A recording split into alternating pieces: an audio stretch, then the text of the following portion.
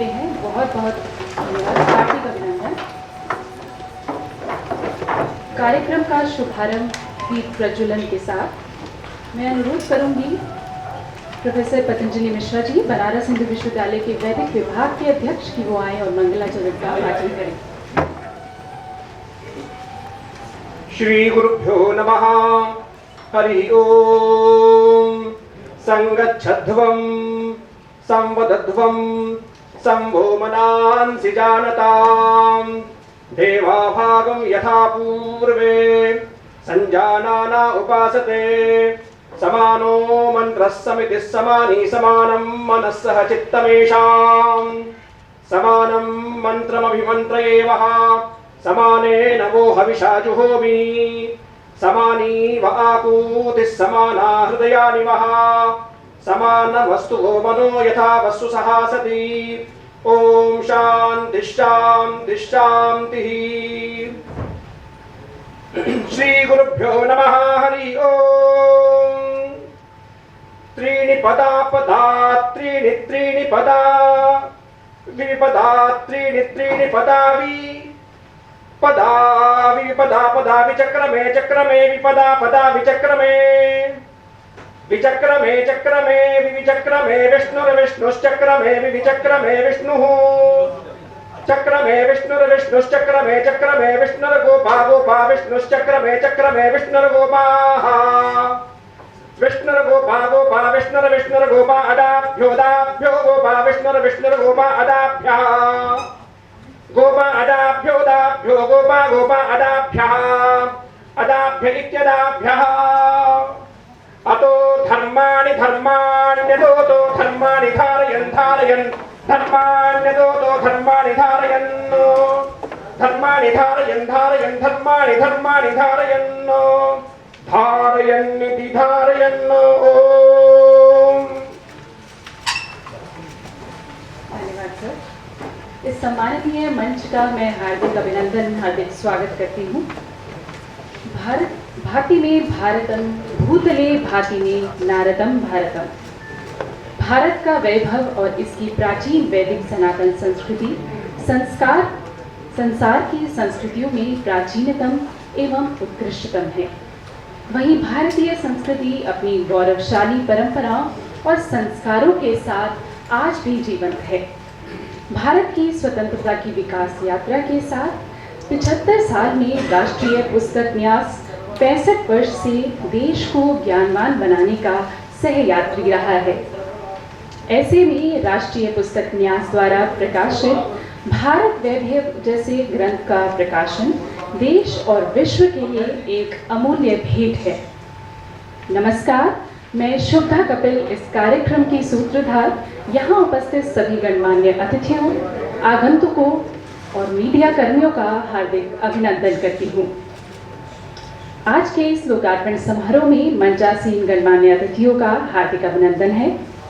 परम आदरणीय डॉक्टर मोहन भागवत जी, माननीय सरसंघ संचालक, राष्ट्रीय स्वयंसेवक संघ, श्री आरिफ मोहम्मद खान जी, माननीय राज्यपाल केरल, भारत वैभव पुस्तक के लेखक प्रोफेसर ओम प्रकाश पांडे जी, डॉक्टर सत्यपाल सिंह जी, माननीय सदस्य सांसद, प्रोफेसर गोविंद प्रकाश शर्मा जी, अध्यक्ष राष्ट्रीय पुस्तक न्यास भारत, श्री युवराज मलिक जी, निदेशक राष्ट्रीय पुस्तक न्यास भारत। कर्तव्य ध्वनि से स्वागत करें हमारे गणमान्य अतिथियों का। धन्यवाद। भारत में अतिथि का सम्मान और सत्कार हमारी परंपरा रही है। इसी परंपरा को आगे बढ़ाते हैं। मैं अनुरोध करूंगी राष्ट्रीय पुस्तक न्यास के अध्यक्ष प्रोफेसर गोविंद प्रसाद शर्मा जी से कि वे मंचासीन गणमान्य अतिथियों का स्वागत करें।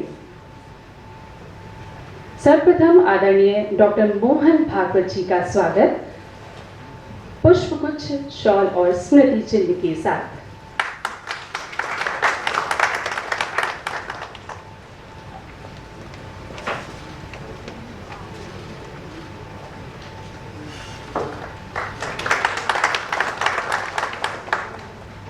केरल के माननीय राज्यपाल श्री आरिफ मोहम्मद खान जी का स्वागत।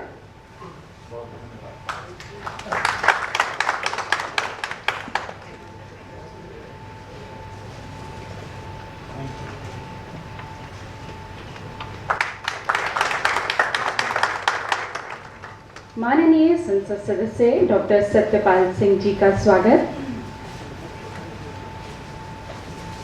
तालियों के साथ स्वागत करें।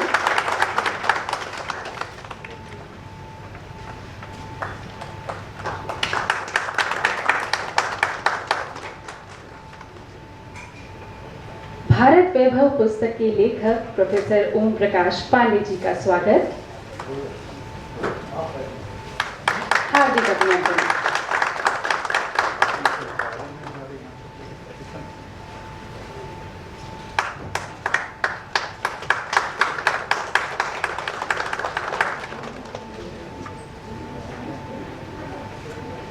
मंचासीन गणमान्य अतिथियों का हार्दिक अभिनंदन।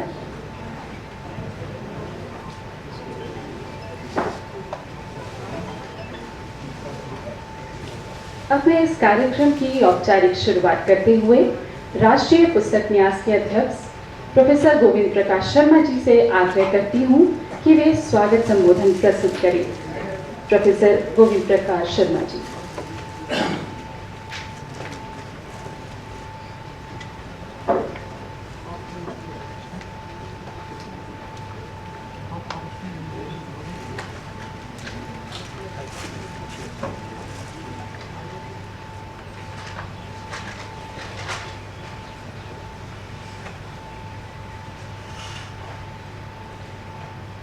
नमस्कार।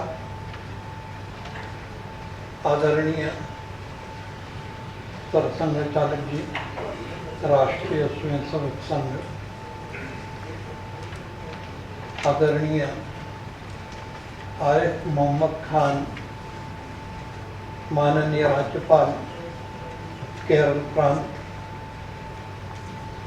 आदरणीय सत्यपाल सिंह जी, माननीय संसद सदस्य, आदरणीय ओम प्रकाश जी पांडे, इस पुस्तक के संपादक संवर्धक हैं, आदरणीय युवराज सिंह जी, एनबीटी के डायरेक्टर, सम्माननीय परामर्श समिति के सदस्यगण, सम्माननीय संपादकीय सहयोग के सदस्यगण, प्रेस के बंधुओं, उपस्थित भाइयों और बहनों, मेरे लिए गौरव की बात है कि राष्ट्रीय पुस्तक न्यास के भवन में माननीय सरसंघ चालक जी की उपस्थिति में आज की पुस्तक का भारत वैभव पुस्तक का लोकार्पण समारोह संपन्न होने के लिए जा रहा है। इस अवसर पर संस्था के संबंध में कुछ जानकारियां मैं आपके सामने उपस्थित रखना चाहूँगा। 1957 से ये संस्था आम आदमी के बीच पुस्तक संस्कृति के विकास के लिए कार्य कर रही है। इस दृष्टि से अभी तक लगभग 52 भाषाओं और बोलियों में, जिनमें यूएन की 6 भाषाएं सम्मिलित हैं, राष्ट्रीय पुस्तक न्यास ने लगभग 37,000 टाइटल्स प्रकाशित किए हैं। इनमें से अभी 17,000 के करीब प्रचलन में हैं। विभिन्न कार्यक्रमों के द्वारा, जिसमें पुस्तक मेलों का आयोजन, संगोष्ठियों का आयोजन, बाहर के पुस्तक मेलों में प्रतिभागिता, मोबाइल वैन के द्वारा पुस्तकों को स्थान स्थान पर ले जाना, उन सुदूर क्षेत्रों में जहाँ प्रकाशक और पुस्तक वितरक जा नहीं पाते, वहाँ हमारी वैन पुस्तकों को लेकर के जाती है और इस प्रकार एक पुस्तक संस्कृति का पठन पाठन का एक वातावरण तैयार करने में हम लोग अपनी ओर से कार्य कर रहे हैं।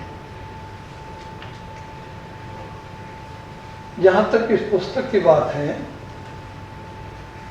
भारत की ज्ञान परंपरा बहुत प्राचीन है। कितनी प्राचीन है इसका अंदाज लगाया जा सकता है, लेकिन निश्चित रूप से ये कहा जा सकता है कि विश्व में सबसे प्राचीन भारतीय ज्ञान परंपरा भारत की है। कुछ बीच का कालखंड जिसके बारे में हमको और आपको सभी को जानकारी है, कुछ ऐसी स्थिति आई कि भारतीय ज्ञान परंपरा को अवरुद्ध जानबूझ करके किया गया।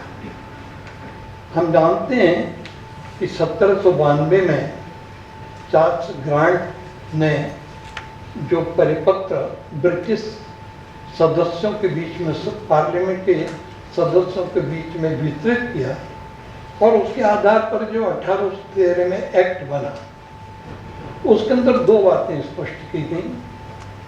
पहली बात यह कि भारत के लोगों को उपयोगी ज्ञान दिया जाए। उपयोगी ज्ञान क्या होगा? वो यूरोप का विज्ञान होगा और यूरोप का ज्ञान होगा। भारत का ज्ञान उपयोगी ज्ञान नहीं है। दूसरी बात यह कि भारत के अंदर नैतिकता को प्रोत्साहित किया जाए। नैतिकता का मतलब क्या? क्रिश्चियनिटी। क्योंकि क्रिश्चियनिटी में नैतिकता के जो मूल्य हैं, व्यक्ति का विकास उन्हीं के माध्यम से होगा, ऐसा उनका विश्वास था। इसका परिणाम यह हुआ कि जो भी पाठ्यक्रम बनाया गया, उस पाठ्यक्रम से उपयोगी विज्ञान के आधार पर भारतीय ज्ञान विज्ञान को दूर किया गया, केवल ब्रिटेन के ज्ञान विज्ञान या यूरोप के ज्ञान विज्ञान को रखा गया, और नैतिक मूल्यों के आधार पर भारतीय सांस्कृतिक मूल्यों को अलग कर दिया गया।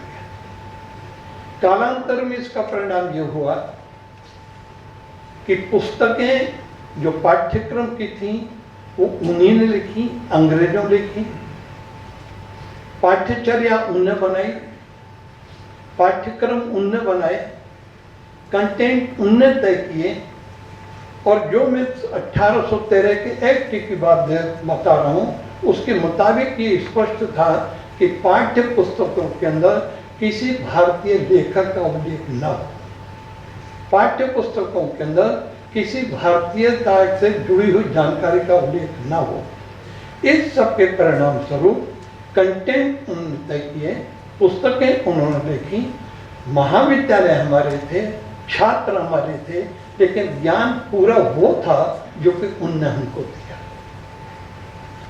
बाद में स्वतंत्रता संग्राम के दिनों में इस सब का विरोध हुआ, वो इतिहास सब लोगों को मालूम है।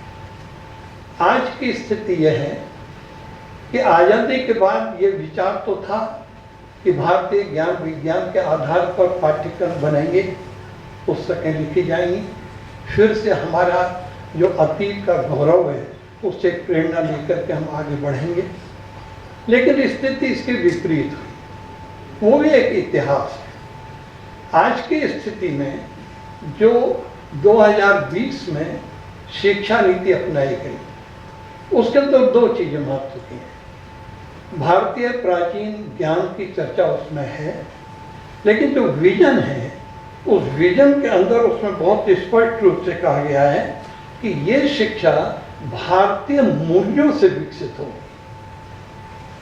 वो मैं इसलिए कह रहा हूं कि ये जो मैंने आपको 1813 में बताया कि मूल्य माने क्रिश्चियनिटी, तो इस शिक्षा नीति के अंदर ये बहुत स्पष्ट है कि यह जो शिक्षा माने अब जो शिक्षा दी जाएगी वो भारतीय मूल्यों से विकसित होगी। दूसरा, इसके उद्देश्य जो सिद्धांत स्पष्ट किए गए, उसके अंदर एक बात और कही गई कि भारतीय जड़ों की ओर हम लौटेंगे, भारतीय जड़ों को हम पकड़ेंगे। तो यदि भारतीय जड़ों को पकड़ना है और यदि भारतीय मूल्यों को स्थापित करना है, तो भारतीय जो वैभव है, जो पुरानी ज्ञान परंपरा है, उसको जानना हमको जरूरी है। ये पुस्तक उस कमी को बहुत बड़ी सीमा तक पूरा करती है। आगे यदि हम चाहते हैं कि एक ऐसा वातावरण बने आज की स्थिति यह है कि महाविद्यालय के या विद्यालयों के प्राध्यापकों को या अध्यापकों को भारतीय गौरवशाली इतिहास की संपूर्ण जानकारी नहीं है। संपूर्ण जानकारी तो छोड़िए, थोड़ी थोड़ी भी जानकारी नहीं है। जानकारी वो है जो उनको बताया गया। अब यदि ये बताया जाएगा कि एक गौरवशाली हमारी परंपरा रही है, ज्ञान की रही है, विज्ञान की रही है, स्थापत्य की रही है, कला की रही है, संस्कृति की रही है, तो निश्चित रूप से आगे का वातावरण बदलेगा।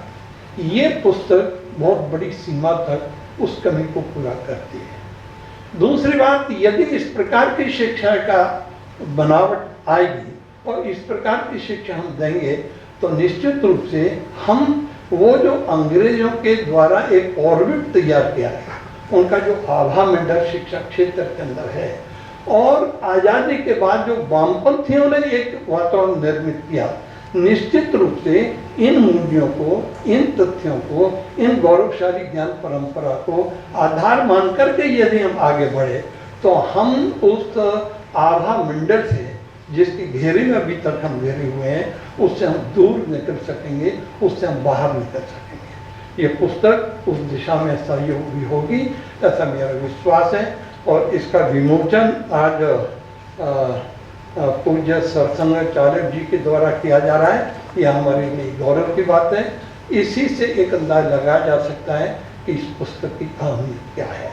एक बार पुनः मैं आप सब लोगों का स्वागत एनवीटी की तरफ से, व्यक्तिगत रूप से अपनी तरफ से करता हूँ।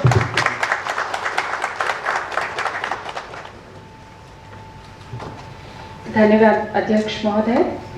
भारत आदिकाल से ही शिक्षा, साहित्य, योग दर्शन की दिशा में विश्व का पथ प्रदर्शक रहा है और विश्व कल्याण के लिए वसुधैव कुटुंबकम की संकल्पना को स्थापित किया है। वर्तमान में भी भारत का वैभव विश्व पटल पर नित नई ऊंचाइयां छू रहा है। इन्हीं समग्रताओं को समेटे एक भारत श्रेष्ठ भारत की संकल्पना से प्रेरित और भारतीयता के वैभव का परिचय दिलाती महत्वपूर्ण पुस्तक है भारत वैभव। अब मैं अनुरोध करूंगी सुप्रसिद्ध भारतीय चिंतक, अंतरिक्ष विज्ञान के अध्येता और भारत वैभव पुस्तक के लेखक प्रोफेसर ओम प्रकाश पांडे जी से कि वे अपने विचार हमारे समक्ष रखें और इस पुस्तक के बारे में हमें बताएं।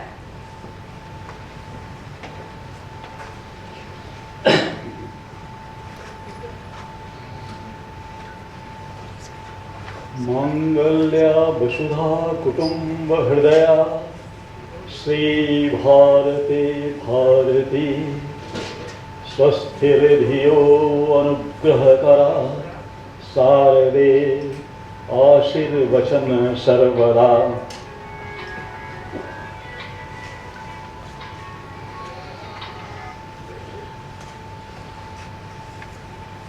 वो क्षण जिस क्षण में प्रत्येक स्वयंसेवक जिसकी उपस्थिति में उसका रोम रोम पुलकित हो जाता है, ऐसे हमारे परम पूज्य सरसंघचालक जी भारतीय उत्स के प्रखर वक्ता महामहिम राज्यपाल जनाब मोहम्मद आरिफ खान साहब, आर्ष संस्कृति के ओजस्वी अध्येता डॉक्टर सत्यपाल सिंह जी, इस नेशनल बुक ट्रस्ट के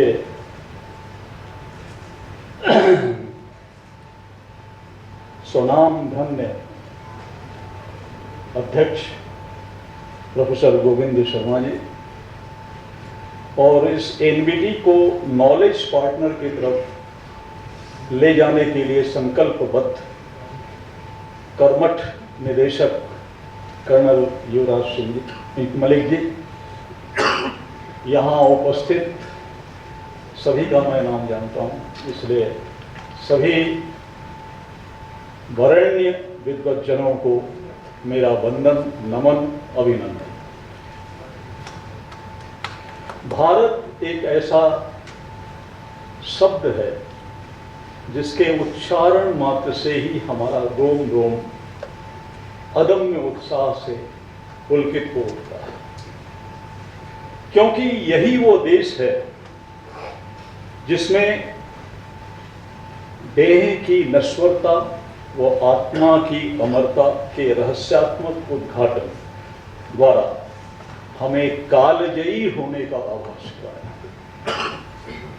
अमरत्व की इसी आध्यात्मिक अनुभूति हमें यह दृष्टि दी कि सृष्टि के प्रत्येक अणु परम अविनाशी मूल तत्व के ही अंश से प्रकंपमान हो रहे हैं। एकम व बभू सर्वम। और यही हमें विश्व को समझने के लिए एक साक्षी दृष्टि देता है। अतः न ही मानुषात् श्रेष्ठतर ही किंचित के आधार पर विज्ञजनों का यह नैसर्गिक दायित्व बनता है कि सभी प्रकार के सृजन के प्रति, प्रकृति के हर अव्यय के पोषण के प्रति, प्राणी मात्र के संरक्षण के प्रति, लोक व्यवस्था को सुदृढ़ और सुस्थिर करने के प्रति, भौतिक समृद्धि के उत्कर्ष के प्रति सभी में एक आध्यात्मिक भाव का रोपण करते हुए मनुष्य को देवत्व के गुणों उसमें समावेशित करते हैं। मनुर्भव जनया दिव्यम जनम। दायित्व के इसी महती बोध से आप्लावित होकर भारतीय मनीषा ने पूरे विश्व को एक घोंसला सदृश समझा। विश्व भवेत एक नीड़म।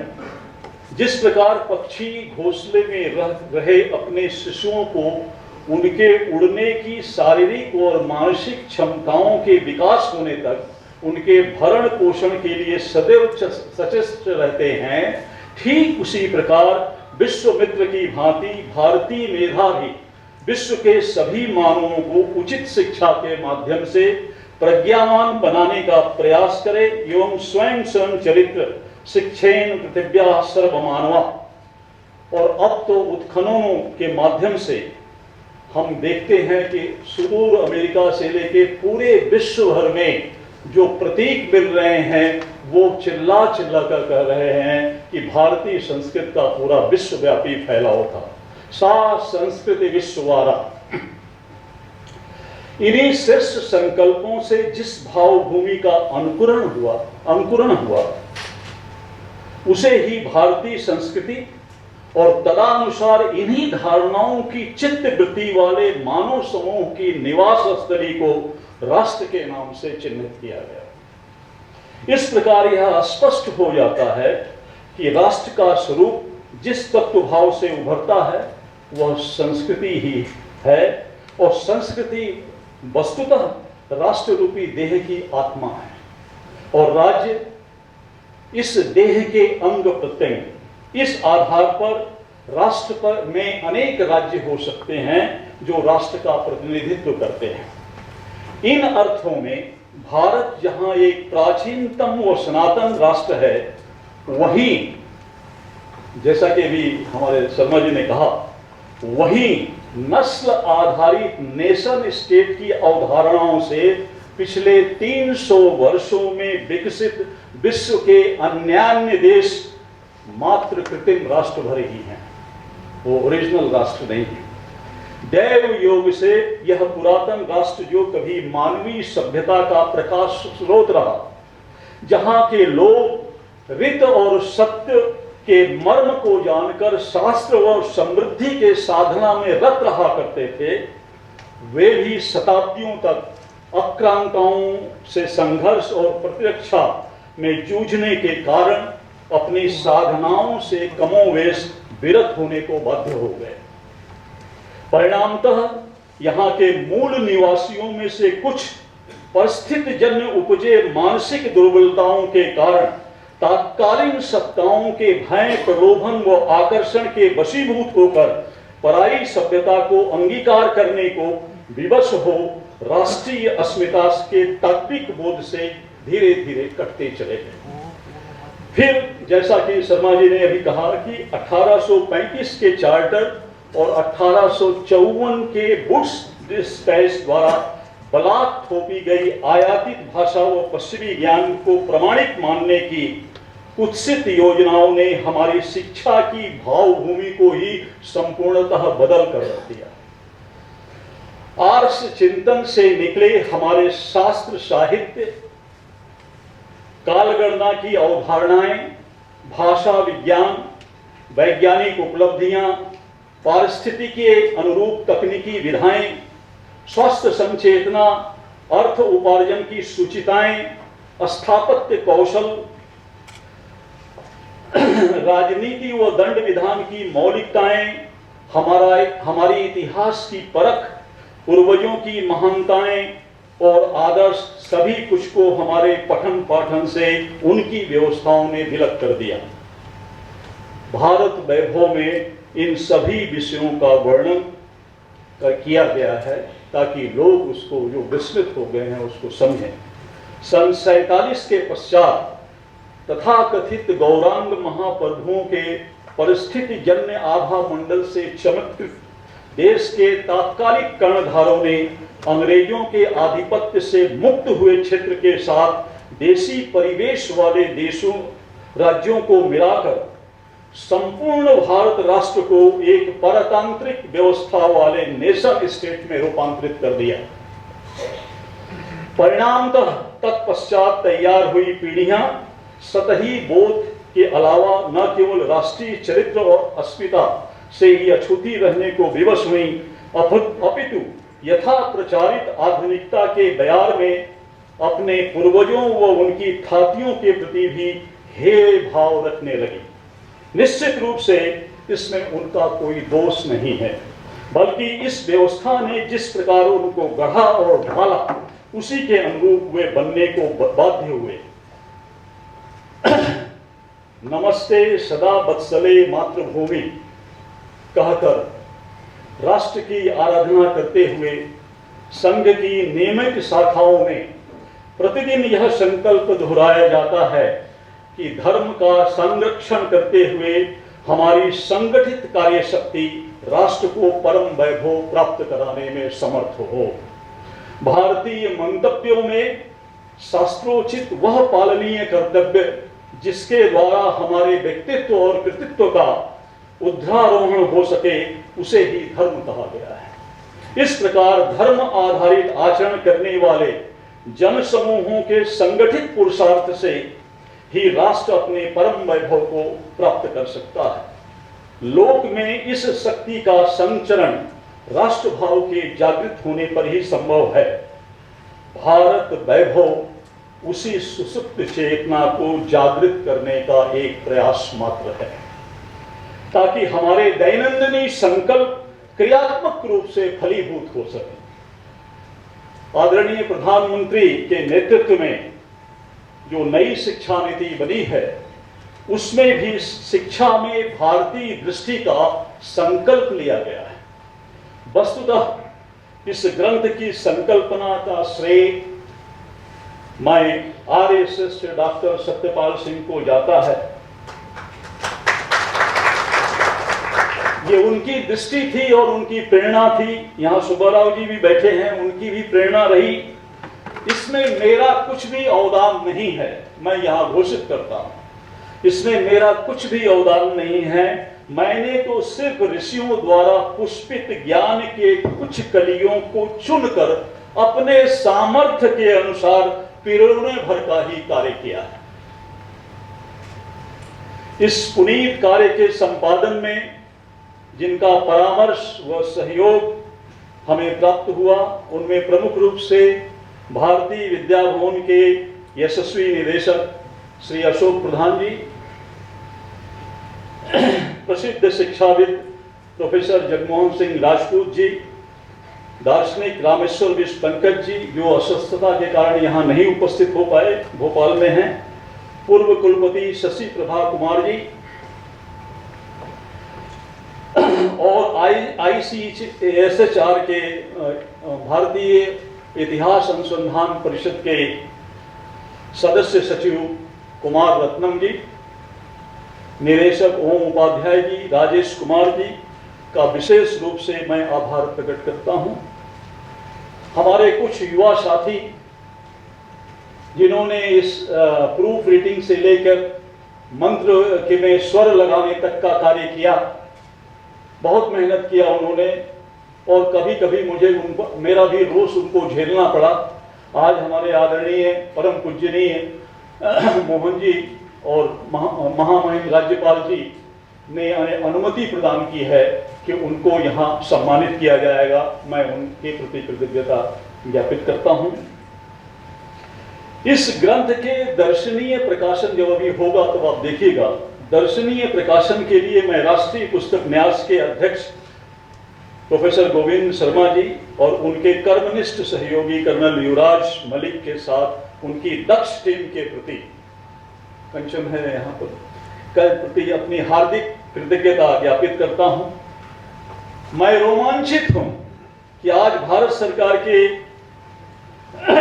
तरफ से और प्रखर मेधा के धनी महामहिम राज्यपाल जनाब आरिफ मोहम्मद खान, भारतीय संस्कृत के मर्मज्ञ डॉक्टर सत्यपाल सिंह और उनकी धर्मपत्नी अलका जी तथा आप सभी वरेण्य विद्वज्जनों की उपस्थिति में भारत वैभव का लोकार्पण हमारे परम श्रद्धेय सरसंघचालक जी के पावन कर कमलों से होने जा रहा है। इस घड़ी में मैं ईश्वर से यही प्रार्थना करता हूं कि ऋषियों द्वारा प्रदत्त यह ज्ञान पुष्प की माला सभी भारतीयों का कंठहार बनकर उनके हृदय को विश्व कल्याण के लिए राष्ट्र भाव से अपलावित करे, यही मेरी कामना है।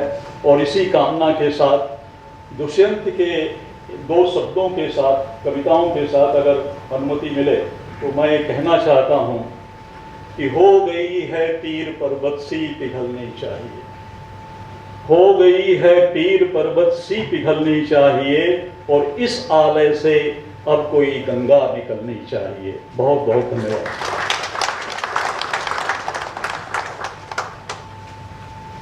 बहुत बहुत धन्यवाद प्रोफेसर पांडे जी।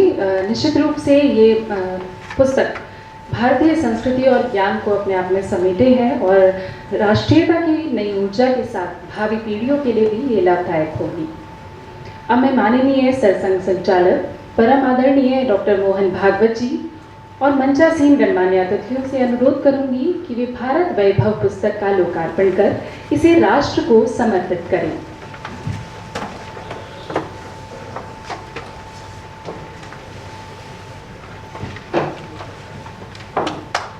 प्रस्तुत है आपके समक्ष भारत वैभव पुस्तक की एक झलक।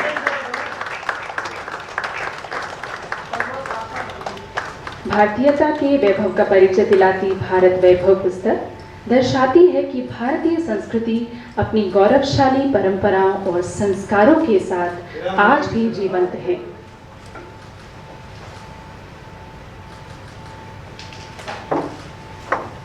धन्यवाद। अब मैं उन सभी सदस्यों को आमंत्रित करना चाहूंगी जिसका इन पुस्तक में योगदान रहा है और इस पुस्तक को ये सफल रूप मिला है।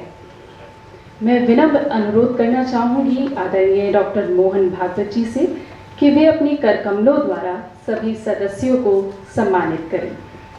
सर्वप्रथम आमंत्रित करना चाहूंगी श्री रवि शंकर जी,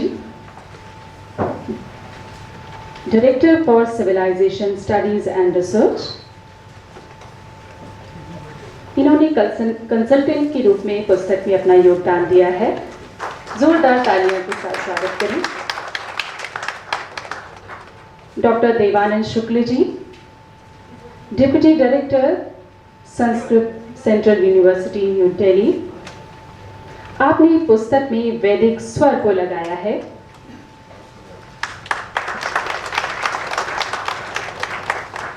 doctor Anurag Shukla ji, head of department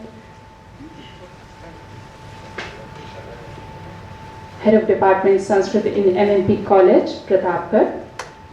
आपने सभी संस्कृत के श्लोकों का संपादन कार्य किया है। बहुत बहुत बधाई।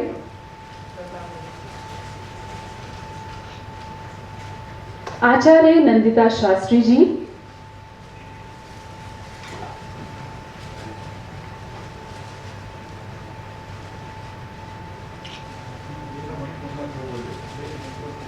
आपने पुस्तक के वेद मंत्र का संपादन किया है।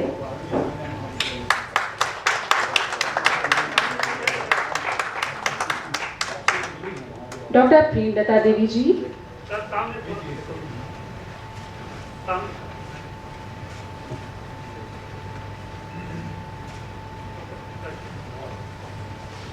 Doctor Premlata Devi ji, lecturer in Rajeshwari Tandon Mahila Vishwavidyalaya Prayagraj, आपने पुस्तक में वर्तनी को शुद्ध किया है।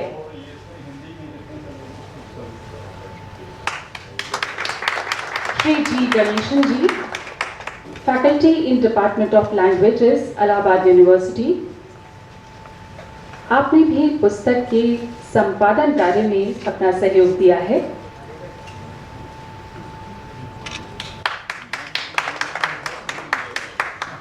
श्री राजू शर्मा जी, श्री राजू वर्मा जी, आपने पुस्तक की टाइपिंग में अपना सहयोग प्रदान किया है।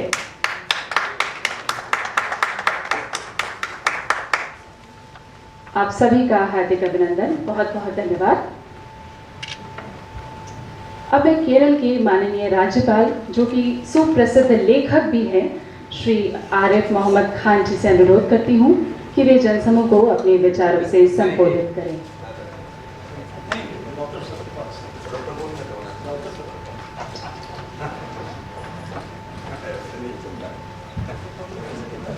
जी, मैं अनुरोध करूंगी डॉक्टर सत्यपाल जी से कि कृपया वो जनसमूह को संबोधित करें। ओम सन्नो मित्रः सं वरुणः सन्नो भवतु वर्यमा सन्नो इन्द्रो बृहस्पतिः सन्नो विष्णुः पुरोक्रम नमो ब्रह्मणे नमस्ते वायो त्वमेव प्रत्यक्षं ब्रह्मासि त्वमेव प्रत्यक्षं ब्रह्म वदिष्यामि ऋतं वदिष्यामि सत्यं वदिष्यामि तन्मामवतु तद्वक्तारमवतु अवतु माम् अवतु वक्तारम्। ओम शांति शांति शांति।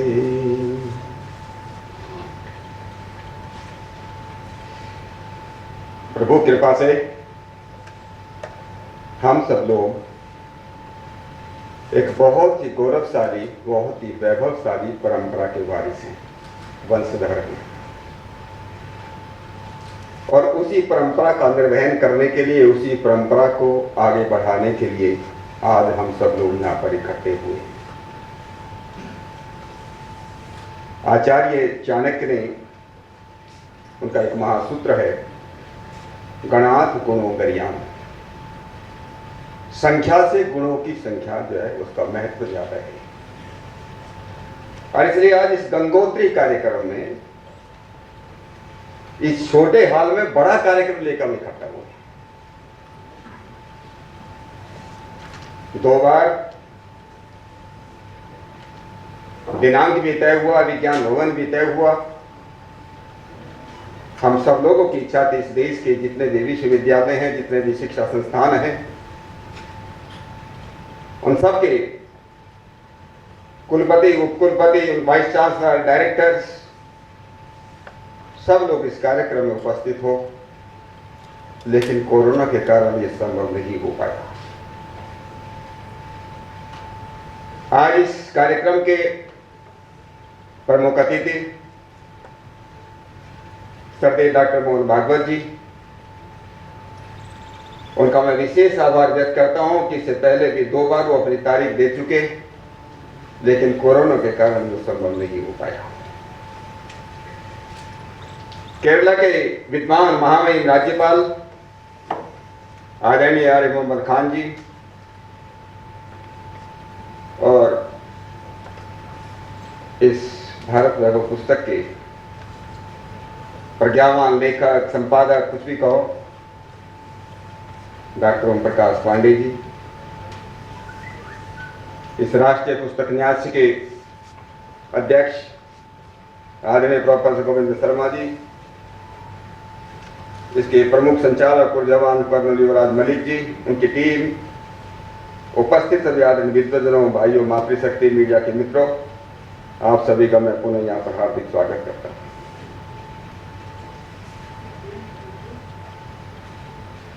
परम कुछ सरसंचालक जी, आज हम सब लोगों को इस पुस्तक के माध्यम से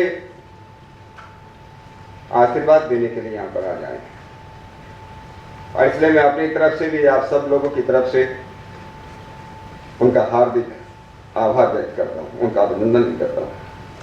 इसी तरह से केरल के महामहिम राज्यपाल भी आए, उनका भी मैं हार्दिक अभिनंदन, उनका मैं आभार व्यक्त करता हूँ। इस देश के प्रधानमंत्री मोदी जी का भी मैं आज आभार व्यक्त करता हूँ। जब इस पुस्तक लिखने की बात शुरू हुई, पुस्तक लिखी जाने लगी, एक भारत श्रेष्ठ भारत के जो प्रभारी थे श्री सुब्बा राव जी, आज जो यहाँ पर उपस्थित है, उनका भी मैं धन्यवाद करता हूँ, अभिनंदन करता हूँ। एक भारत श्रेष्ठ भारत की बात अब जब हम करते थे, मैंने कई बार इस बात की मीटिंग ली और मैंने उनसे पूछा, हम सारे देश के अंदर एक भारत श्रेष्ठ भारत की बात करना चाहते हैं, लेकिन इस श्रेष्ठ भारत का मतलब क्या है, अर्थ क्या है? शिक्षा मंत्रालय में इसके बारे में कोई विचार नहीं, और इसलिए हम लोगों ने शुरुआत की कि इस श्रेष्ठ भारत के बारे में, भारत के वैभव के बारे में एक पुस्तक को लिखा जाए। डॉक्टर ओम प्रकाश पांडे जी से मैंने निवेदन किया, उन्होंने अपने बहुत मित्रों को, लगभग 35 लोगों को, इस बार देश के विद्वानों को इकट्ठा किया, उनमें से कई यहाँ पर आज उपस्थित हैं, और ये हम लोगों ने तय किया कि भारत वैभव पुस्तक को लिखा जाए, जिससे इस देश के वैभव का, इस देश की गौरवशाली परंपरा का लोगों को ज्ञान हो सके। लेकिन एक बात हम लोगों ने जरूर रखी थी, कुछ लोगों को शायद बात पसंद भी न आई होगी, लेकिन मैंने कहा था किसी भी लेखक का लेख जो है फाइनल नहीं, अंतिम नहीं है, अंतिम करने वाला मैं हूं, केवल ऋषि परंपरा के आधार पर, भारतीय परंपरा के आधार पर, भारतीय परंपरा के विरुद्ध अगर कुछ भी होगा वो उस पुस्तक में नहीं जाएगी। और ये हुआ, और डॉक्टर ओम प्रकाश पांडे जी ने एक अद्भुत काम इतनी कुशलता से किया है, वो अद्भुत, आप वास्तव में अभिनंदन के पात्र हैं। मित्रों, ये भारत, कुछ बातों के बारे में डॉक्टर ओम प्रकाश पांडे जी ने आपको बताया है। बहुत से लोग हैं, हम लोग जिस प्रकार के वातावरण में पढ़े हैं, जिस कॉलेज और यूनिवर्सिटी में पढ़े हैं, बहुत लोग बोलते हैं इस देश के पास कुछ नहीं था। ऐसा पढ़ाया जाता है, यूनिवर्सिटी में पढ़ाया जाता है, कॉलेज में पढ़ाया जाता है। उन लोगों से केवल मैं इतना ही निवेदन करूंगा, इस पुस्तक के अंदर किसी को ऊपर कटाक्ष नहीं, किसी का क्रिटिसिज्म नहीं, किसी का विरोध नहीं, लेकिन विशुद्ध भारतीय दृष्टि है और प्रामाणिक है। किसी को भारत के वैभव के बारे में जानना हो, उसके गौरव के बारे में जानना हो, ये प्रामाणिक सोच है। और जो लोग अंग्रेजों के गीत गाते रहते हैं, उनको मैं जरूर निवेदन करूंगा कि एक अंग्रेजी का अमेरिकन लेखक की पुस्तक जरूर पढ़ना चाहिए, द केस फॉर इंडिया, जो 1930 में छपी, the case for India, will Durand की किताब है। और विल डूरेंट कहते हैं इस देश का वैभव कितना ऊंचा था। और ये किताब को बहुत लोगों को शायद मालूम नहीं होगा, अंग्रेजों ने इस किताब पर बैन लगा दिया, और अभी लगभग 10 साल पहले तक ये किताब भारत में नहीं आई, अभी आना शुरू हुई। वो किताब पढ़ना चाहिए कि देश क्या इस देश का वैभव, इस देश का गुरुत्व क्या था। मुझको याद आता है, हमें महामहिम राज्यपाल जी 3 वर्ष पहले मुझसे उन्होंने एक सवाल पूछा, शायद वो तो भूल भी गए होंगे, मुझे याद है। उन्होंने मुझसे एक सवाल पूछा, ये देश दुनिया का गुरु था, विश्व गुरु था, उसका कारण क्या था? विश्व गुरु क्यों था? विश्व गुरु इसका ज्ञान और विज्ञान परंपरा के कारण था। ऐसे ज्ञान और विज्ञान परंपरा, देखिए आजकल के लोग कह सकते हैं कि हम लोगों को मालूम नहीं कब से है, लेकिन हमारे ऋषि तो कहते हैं कब से। संकल्प मंत्र के द्वारा एक एक दिन की गणना यहां पर है, और डॉक्टर ओम प्रकाश पांडे जी ने काल गणना के अंदर उसमें दिया हुआ है। हमको मालूम है कब से दुनिया बनी, कब से मानव धरती पर आया, ये सारे है। और ज्ञान परंपरा अद्भुत ज्ञान परंपरा थी। लेकिन केवल कोई ज्ञान परंपरा से कोई विश्व गुरु नहीं बनता, केवल ज्ञान परंपरा से नहीं बन सकता। जब तक ज्ञान परंपरा हमको सुख समृद्धि, हमको ऐश्वर्य न दे सके, हमको शांति न दे सके, उस ज्ञान परंपरा का कोई अर्थ नहीं। इसलिए इस देश की ज्ञान परंपरा ने इसको सुख दिया, समृद्धि दिया, ऐश्वर्य दिया, शांति दी। लेकिन सुख समृद्धि और शांति भी लंबे समय तक टिक नहीं सकती जब तक उसकी रक्षा करने की व्यवस्था न हो। इसलिए इस देश के अंदर वीरता भी, इस देश के अंदर शस्त्र चलाने वाले बहादुर वीर भी थे। मैं तो केवल इसलिए हमारे ऋषियों ने ये घोषणा की थी, एतत् देश प्रसूतस्य सकाशात् अग्रजन्मने स्वं चरित्रम शिक्षरे पृथिव्याम सर्वमानवा। ए सारी दुनिया के लोग आओ, अगर चरित्र की शिक्षा लेना हो, ज्ञान और विज्ञान की शिक्षा लेना हो, अगर सुख और समृद्ध बनने की शिक्षा लेना हो, आओ इस देश के ऋषियों के चरणों में, गुरुओं के चरणों में बैठकर तो शिक्षा को ग्रहण करो। शायद दुनिया के अंदर किसी देश में ऐसा उदाहरण नहीं मिलेगा जब इस देश का राजासुपति ये घोषणा करता है, न में स्तेनो जनपदे न कर्तव्यो मध्य नाना हिडाग्नि न विद्वान स्वैरी स्वैर नहीं होगा। ये इतिहास है इस देश का, यह इतिहास कि इस देश के अंदर कोई चोर नहीं, इस देश के अंदर कोई चोर नहीं। कहानी लंबी हो जाएगी, समय नहीं है इतना, क्योंकि मोहन जी को बोलना है। लेकिन राजा अशुपति घोषणा करता है, मेरे राज्य के अंदर कोई चोर नहीं, मेरे राज्य के अंदर कोई गरीब नहीं, कोई कृपण नहीं, मेरे राज्य के अंदर कोई शराब पीने वाला नहीं, मेरे राज्य के अंदर एक भी व्यक्ति ऐसा नहीं जो रोजान अग्निहोत्र न करता हो, एक भी व्यक्ति ऐसा जो विद्वान हो, जो विद्वान न हो, कोई दुराचारी पुरुष नहीं। तो दुराचारणी कैसे हो सकती है? इस देश का राजा घोषणा कर सकता है। क्या वैभव था इस देश का, इस देश की ज्ञान परंपरा के बारे में, इसको वेदों के बारे में, शास्त्रों के बारे में कितना बोला जाए, घंटों बोला जा सकता है। वैभव के बारे में थोड़ा सा मैं वो करना चाहता हूँ, इंगित करना चाहता हूँ। मित्रों, इस देश को सोने की चिड़िया कहा, न जाने कितने लोग आए, सिकंदर, हुन, साठ, मुगल, मुस्लिम, पता नहीं कितने, नादिर शाह, तैमूर लंग, कितने लोग इस देश को लूटने के जाए। 1024 ईस्वी के अंदर जब सोमनाथ के मंदिर को लूटा गया, उस समय गदरवी मालूम है कितना का माल लेकर गया था? उस जमाने के हिसाब से 200 लाख, 2 करोड़ दिनार का उसका कीमत था। वो उस जमाने के हिसाब से 500 करोड़ रुपए होता है, और आज के हिसाब से वो 5 लाख करोड़ रुपए का केवल सोमनाथ मंदिर से लूट करके ले गया। और जहां से हमारे महामहिम आते हैं ना, त्रिवेंद्रम से, वहां 16वीं शताब्दी का मंदिर है, अभी 10 साल पहले तो हुआ पद्मनाभ मंदिर, और उसके 5 ही खजाने पूरे हैं अभी तक। उस 5 खजानों में 90,000 करोड़ के जहरे हीरे जवाहरात हैं, और बड़ा खजाना तो खुला ही नहीं अभी तक। कितना बड़ा वैभव होगा इस देश का। इस देश की वीरता के बारे में मेरे जैसा आदमी बोलने लगे तो मैं भी घंटों बोल सकता हूं। क्या इसमें शस्त्रें रक्षित देशे शास्त्र चर्चा प्रवर्तते, ये हमारे ऋषियों ने कहा। जिस देश के अंदर शस्त्रों की झंकार नहीं होती हो, वहां शास्त्रों की चर्चा हो ही नहीं सकती, हो ही नहीं सकती। शस्त्र चाहिए, इसलिए हमारे सारे देवी देवताओं के पास अस्त्र और शस्त्र होते हैं। आज भी अस्त्र शस्त्र होते हैं। ये अस्त्र शस्त्रों की पूजा करने वाला देश था।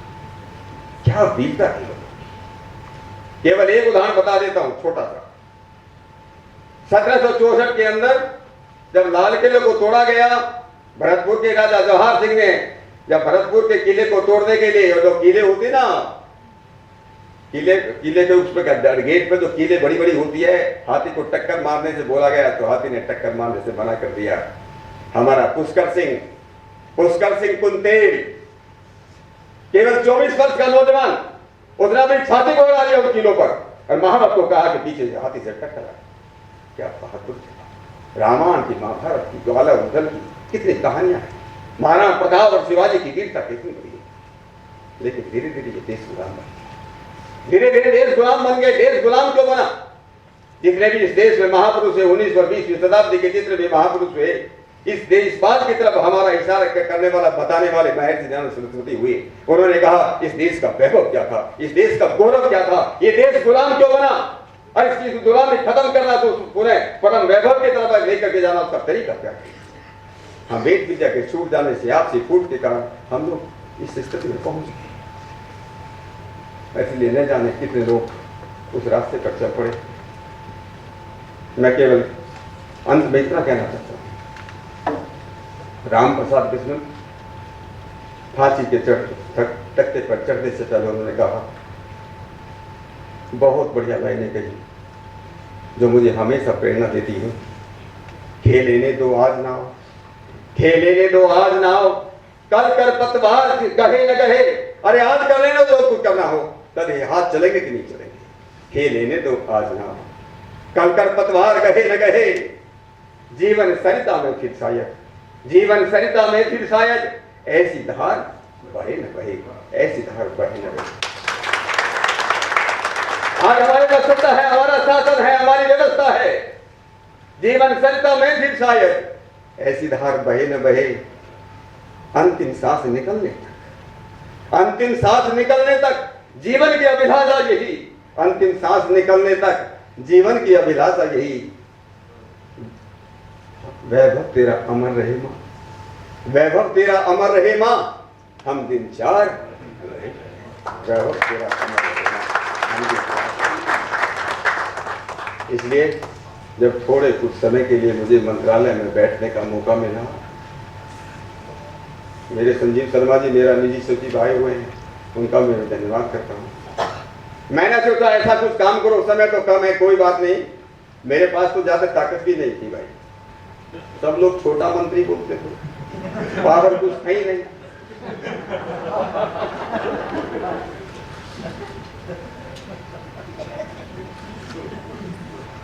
फिर भी जो भी कुछ हुआ, मैंने कहा कम से कम भारत सरकार जब से देश आजाद हुआ है, तब से देश अगर भारत सरकार की इससे आज तक ऐसी पुस्तक नहीं लिखी थी।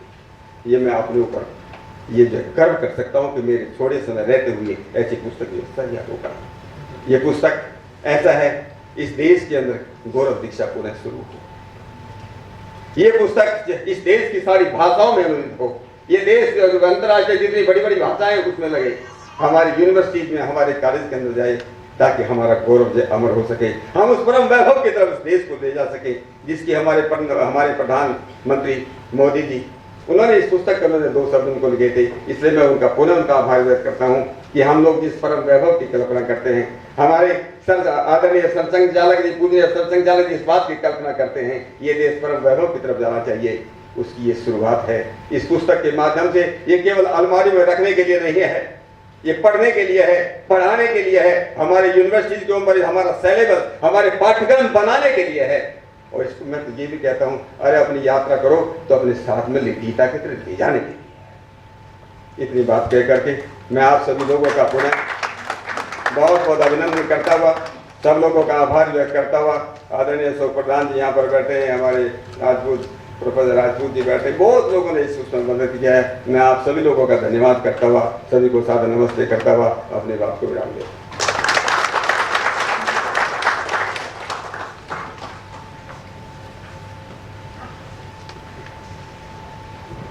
धन्यवाद आदरणीय डॉक्टर सत्यपाल जी। भारत के वैभव से ओतप्रोत आपके संबोधन के लिए हार्दिक धन्यवाद।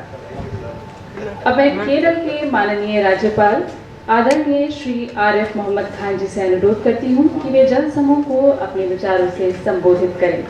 माननीय राज्यपाल श्री आरिफ मोहम्मद खान जी।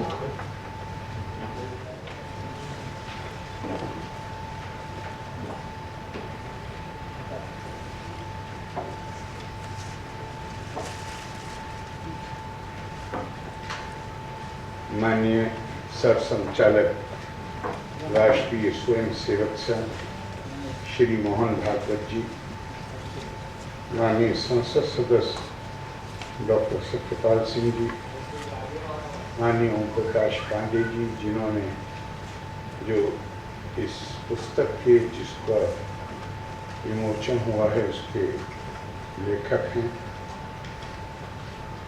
माननीय अध्यक्ष NBT श्री गोविंद प्रसाद शर्मा जी, NBT निदेशक युवा हैं और नाम भी युवराज मलिक है,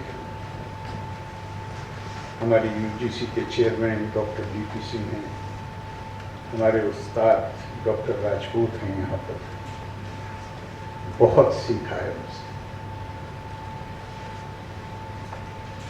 ये डॉक्टर सत्यपाल सिंह जी कह रहे थे, ये विषय तो मेरे ख्याल से अगर श्रृंखला हो बोलने की तो उसमें भी कवर करना चाहिए।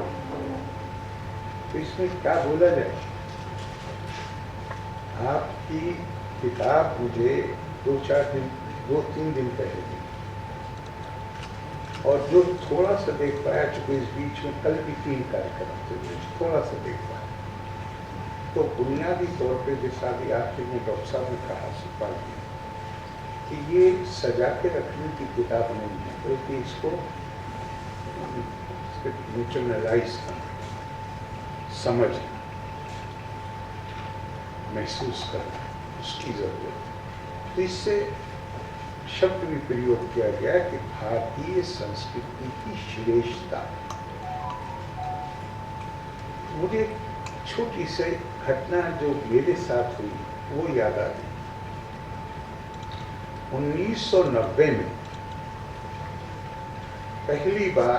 पहले भी उन्होंने बहुत कोशिशें की थी, लेकिन 1990 में तत्कालीन पाकिस्तानी प्रधानमंत्री श्रीमती बेनज़ीर भुट्टो, उन्होंने OIC organisation of Islamic countries में कश्मीर के ऊपर जो रिवोल्यूशन दिया, पहली बार ऐसा हुआ कि जहां सदस्य देशों में खुद, मुझे समय बता दीजिए,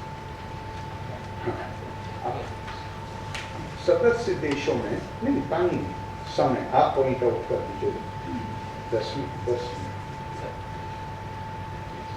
तो वो खुद प्रधानमंत्री हर सदस्य देश में गए, और उसको हमारे अखबारों ने भी मेजर ऑफेंसिव के तौर पे माना। भारत सरकार की तरफ से ये जिम्मेदारी मुझे दी गई कि मैं सदस्य देशों में जाऊं और अपना पक्ष प्रस्तुत करूं। जिस दिन मुझे इंडोनेशिया जाना था, तो मुझे ये मालूम था कि इंडोनेशिया में हमारे पहले राजदूत मोहम्मद यूनुस साहब, जो बाद को ट्रेड फेयर अथॉरिटी के चेयरमैन हुए, वो थे। तो मैंने उनको फ़ोन किया, मैं आपके पास आना चाहता हूँ, मैं पहली बार इंडोनेशिया जा रहा था, तो मैंने कहा थोड़ा सा एक ऐसे आदमी से समझने की कोशिश करूँगा जिन्होंने कई वर्ष बिताए। तो बहुत देर उन्होंने मुझे चीज़ें समझाई, किस तरह लोग उनके वहाँ पे विचार, आचार, वो सब बताया। लेकिन एक ऐसी उन्होंने खूबसूरत बात बताई जिसको कभी भूला ही नहीं जा सकता। उन्होंने कहा कि सुकार्नो, चूंकि राष्ट्रपति सुकार्नो चूंकि ये समझते थे कि मुझे पंडित जवाहरलाल नेहरू तत्कालीन प्रधानमंत्री ने, जैसे वो मुझे उनके लगभग परिवार का सदस्य मानते थे और मुझे यहाँ भेजा, तो वो अक्सर ऐसा होता था कि अपनी राजनीतिक जनसभाओं में मुझे साथ लेके चले आते और कहते थे कि ये जो भारत का राजदूत है, ये जो उनकी अंडरस्टैंडिंग थी उसको कहते। तो उन्होंने कहा कि मैं बहुत दफ़ा सुनता था उनको कि उनकी वो तो भाषा इंडोनेशिया में बोलते थे, यूनुस खान नहीं समझते थे। तो कहते कि भीम अर्जुन, ये वो कहते थे अपनी भाषा। तो बोले एक दिन मैंने कई बार मैं सुन चुका था, तो एक दिन मैंने उनसे पूछा कि आप भीम अर्जुन क्या कहते हैं? बोले तुम इंडियन एम्बेसडर हो, तुम्हें मालूम नहीं भीम अर्जुन? बोले आप are you referring to the Mahabharata character? मैं जानता हूँ। तो कहते क्या हैं आप, ये मैं जानना चाहता हूँ। बिल्कुल आदमी हिल जाए जो जुमला कहा है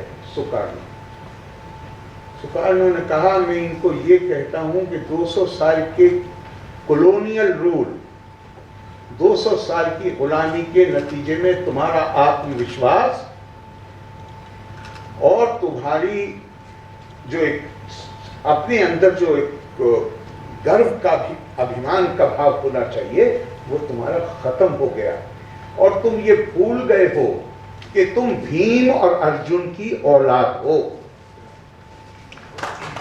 तुम भीम और अर्जुन की औलाद हो। तुम जिनकी औलाद हो वो महावीर थे। बोले मैं इनको वो बताता। लेकिन अगर हम गौर करें, चूंकि यहाँ तो वो लोग हैं जिनका संबंध यूनिवर्सिटी से भी वो अध्यापन के कार्य में दुनिया में कहीं भी जब मनोबल, दुनिया में सभी जगह मतलब एक थोड़ा सा चक्रव्यूह तो है, ऊंचा जाता है नीचा आता है। तो जब उस परिस्थिति से निकलने में जहां मनोबल टूट गया, जहां आत्मविश्वास खत्म हो गया, जिसका भी डॉक्टर साहब जिक्र कर रहे थे, तो एक भी मिसाल आपको ऐसी नहीं मिलेगी कि उन लोगों ने जिन्होंने उस चक्रव्यूह से बाहर निकालने की कोशिश की, आत्मसम्मान वापस लाने की कोशिश की, विश्वास पैदा करने की कोशिश की, उन्होंने हमेशा अपनी सांस्कृतिक विरासत का सहारा लिया है और उसी के आधार पर पुनर्जागरण, पुनर्जीवन आया है किसी भी समाज। ये संस्कृति का मतलब है।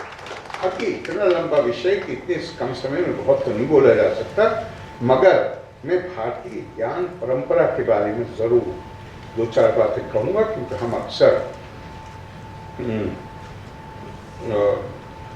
बात करते हैं। और जैसे विश्व गुरु का शब्द जो डॉक्टर साहब ने कहा, हाँ मैंने डॉक्टर साहब से पूछा था एक बार, तो मैं इसको इस तरह देखता हूँ कि मैं मानिए आप स्वामी विवेकानंद जी को पढ़ो, तो कहते हैं जीवन का उद्देश्य ही ज्ञान प्राप्ति है। सारे जीवन लगे रहिए इसी में, अपनी जीविका कमाइए, लेकिन कुछ वक्त निकालिए केवल ज्ञान अर्जित करने के लिए।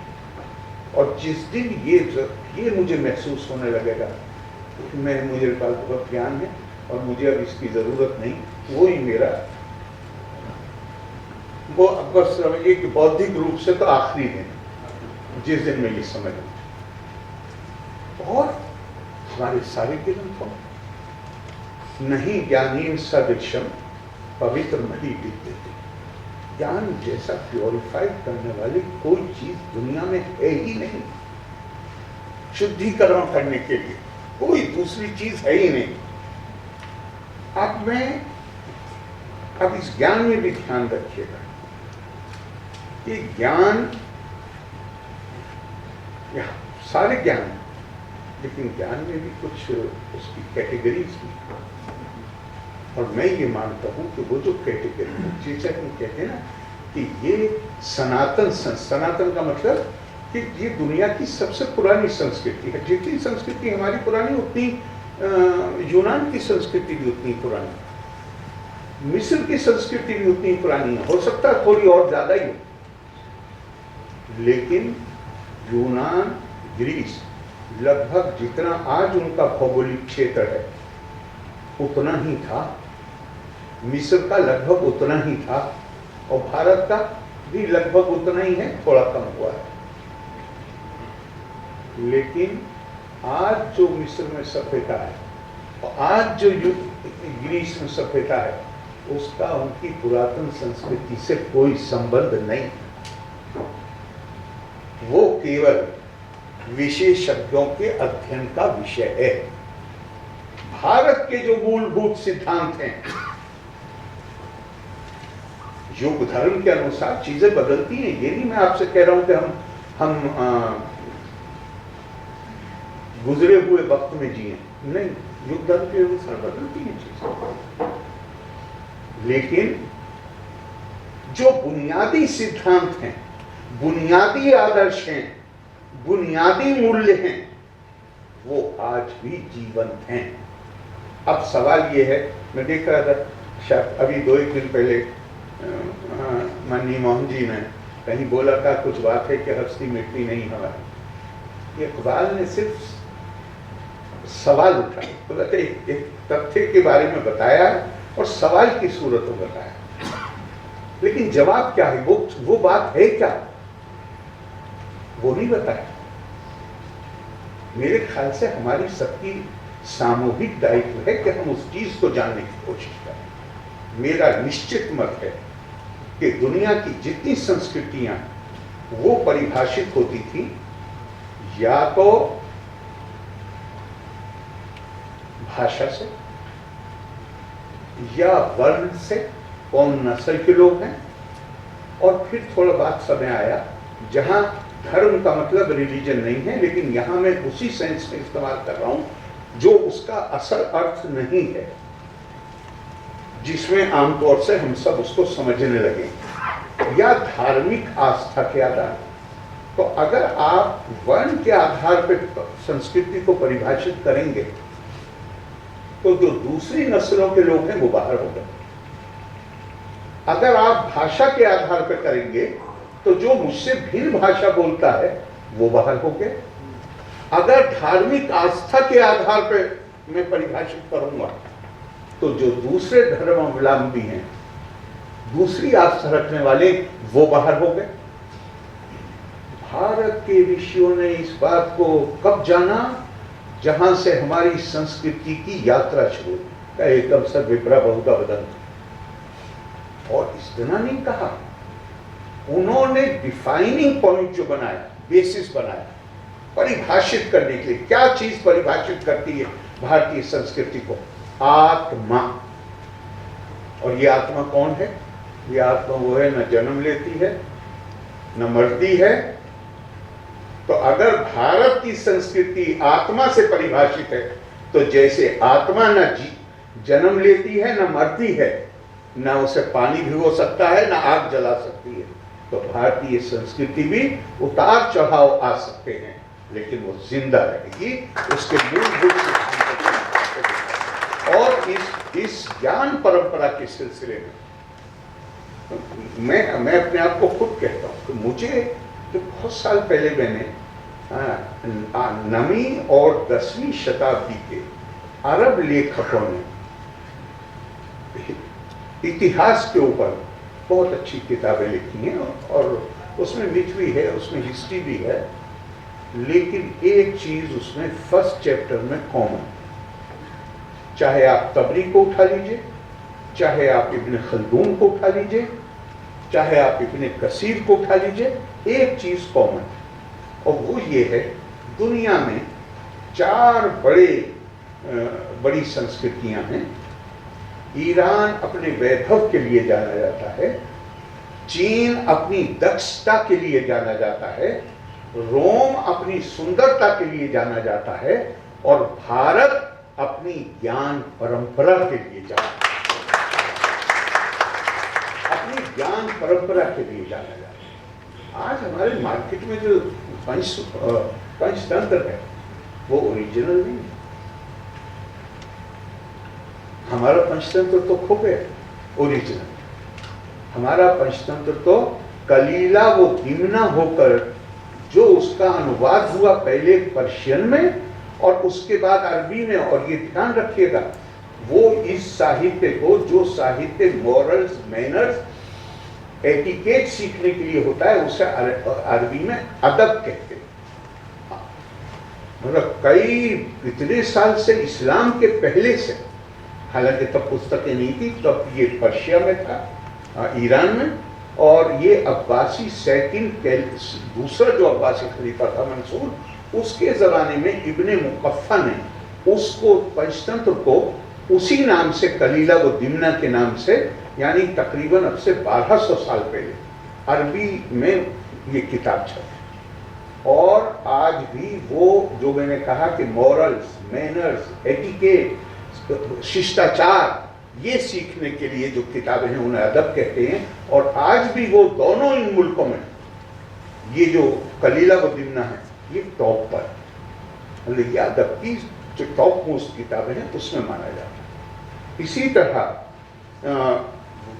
इससे भी और इम्पोर्टेंट बात है, आपने अक्सर सुना होगा, वो भी इकबाल की ही नज़्म है हिंदुस्तान के बारे में, जिसमें है कि मीरे अरब को आई ठंडी हवा जहां से, मेरा वतन वही है, मेरा वतन वही है। तो जब हम बच्चे थे और हमने ये पढ़ा तो हमें लगा कि हिंदुस्तान बुनियादी तौर पे आध्यात्मिक देश है।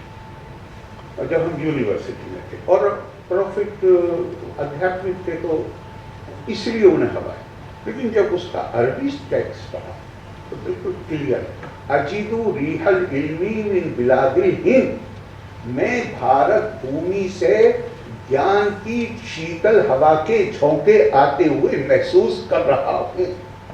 मैं कोई 10, 11 या 12 साल पहले देवबंद में को लोगों ने मुझे बुलाया। मैं वहाँ बोलते हुए मैंने कहा कि मैं आपसे पूछता हूँ, आप यहाँ पे बहुत बड़ा एजुकेशन इंस्टीट्यूशन चलाते हैं, क्या आपका और मेरा ये फर्ज नहीं है कि जिसके प्रति आपके दिल में बहुत आदर और सम्मान है और श्रद्धा है, वो अगर मदीने में बैठ के उस ज्ञान परंपरा की शीतल झोंकों को महसूस करते हैं, तो क्या मेरी जिम्मेदारी नहीं है कि मैं उस ज्ञान परंपरा के बारे में जानने की कोशिश करूं और मैं उसको अजनबी ना समझूं। इनफैक्ट बहुत दफा मुझे बुलाया जाता था दिल्ली में, वर्मा साहब बेचारे अब नहीं रहे, एम वर्मा साहब IIC में बहुत करते थे इंटरफेथ मीटिंग। लास्ट मीटिंग में मैंने उनसे कहा, मैं वर्मा साहब आज के बाद मैं आपके यहाँ नहीं आऊँगा। बहुत भले आदमी थे, अच्छा। बोले क्यों? मैं कहा वर्मा साहब जिसे भी जो भी आता है वो अपनी अपनी परंपरा की तारीफ करते चला जाता है। अगर आपको इंटरफेथ मीटिंग करनी है तो मुझसे कहिए कि मैं सिखिज्म पर बोलूं, मुझसे कहिए मैं हिंदुइज्म पर बोलूं, किसी दूसरे, मैं अपनी परंपरा पे बोलूं तो मैं ना तो बुराई कर सकता, अपनी अच्छाई करूंगा, तो सीखा क्या मैंने? अब भारत यहाँ पे जो विश्व गुरु की कल्पना है वो बिल्कुल साफ हो जाती है, जहां हमारे ऋषि कहते हैं एतद् देशा परशु तस्या सकाशाद अग्रज अन्मना स्वम स्वम चरित्रम शिक्षेरण पृथ्वीयम सर्वम आनव। ऐसे भारत विश्व गुरु कोई पदवी थोड़ी है, ये तो भूमिका है। और वो भूमिका क्या है, हमारे ऋषि क्या कल्पना कर रहे हैं? ये ऐसा देश बनेगा जहां दुनिया के विभिन्न देशों के लोग अपनी परंपराओं का अध्ययन करने के लिए भारत में आए। तभी वही कल्पना। और मैं ज्ञान के सिलसिले में एक बात और कहते हुए खत्म कर रहा हूं कि ज्ञान में भी थोड़ा फर्क करना पड़ेगा। ये संस्कृति आत्मा से परिभाषित है, ये संस्कृति को परिभाषित करने का कोई आधार नहीं है। भगवान राम जंगल को जा रहे हैं, अगले दिन सुबह रात में लक्ष्मण जी का पारा चढ़ गया और पिता के लिए भी उन्होंने अनुचित शब्दों का प्रयोग किया। तो भगवान राम क्या कहते हैं? कहते हैं भाई तुम समझ रहे हो कि हमारे पर मुसीबत आ गई, इस फैसले, पिताजी के इस फैसले के कारण। मुसीबत तो शरीर पर आती है, आत्मा तो कोई मुसीबत नहीं आती। और मैं क्या हूं? मैं शरीर हूं, ऐसा वो लोग कहते हैं जो अविद्या का शिकार हो। मैं चैतन्य आत्मा दहो मिति या बुद्धि विद्ये साथिर कीर्तता ना हम देहश्चिदात्म में बुद्धि विद्येते अन्यते। हमारी संस्कृति आत्मा से परिभाषित होती है, और आत्मा से परिभाषित होती है तो उसमें नैसर्गिक तौर पर वैभव पैदा होना ही, और वो दुनिया को रास्ता दिखा सकती है। क्योंकि बाकी जो संस्कृतियां थी वो तो प्लूरलिस्टिक हुई हैं पिछले ज्यादा से ज्यादा, आप और बढ़ा लीजिए 100 साल तक करिए, 200 साल बढ़ाइए। हमने तो शुरुआत ही करी है विविधता की स्वीकार्यता और सम्मान के साथ, चूंकि वो नैसर्गिक नियम है, प्रकृति का नियम। तो हमारी इसका दुआ करता हूँ कि मालिक करे कि हमारे दोस्त भाई ओम प्रकाश पांडे जी, जिनकी पहले भी पुस्तकों में मुझे मैं सम्मान मिला है कि मैं उसमें शामिल हूँ, कि उनकी ये किताब बड़े स्तर पर पढ़ी जाएगी और हम इससे कुछ सबक हासिल करेंगे। बहुत बहुत धन्यवाद। जय हिंद, जय भारत। Thank you.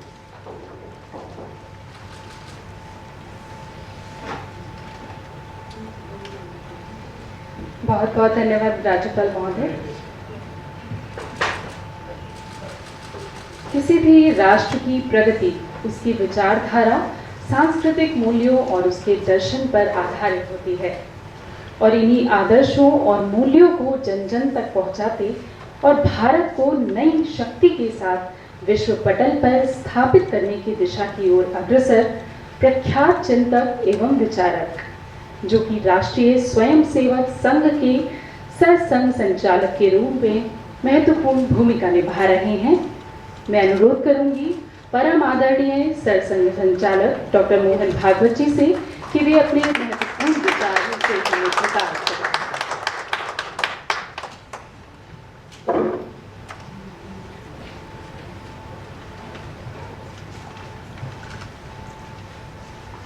आदरणीय राज्यपाल जी श्रीमान आरिफ मोहम्मद खान साहब, आदरणीय सत्यपाल जी, आदरणीय गोविंद जी, आदरणीय युवराज जी और उपस्थित सभी विद्वज्जन,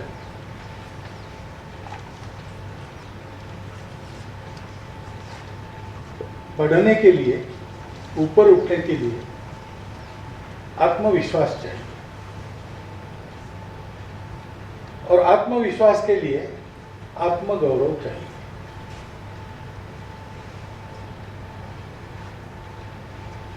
हमारे देश के इतिहास में सिकंदर के पहले से एक आक्रमणों का तांता शुरू हो गया।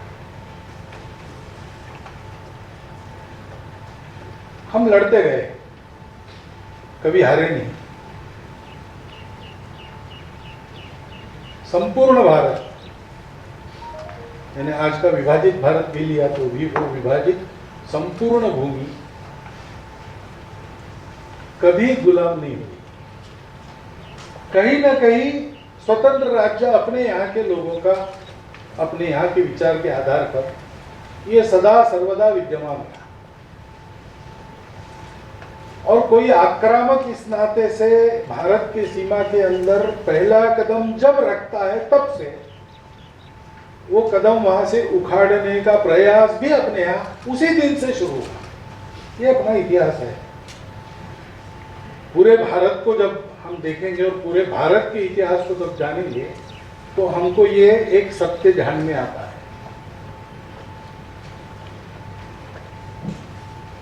लेकिन ये जो तेजस्विता थी,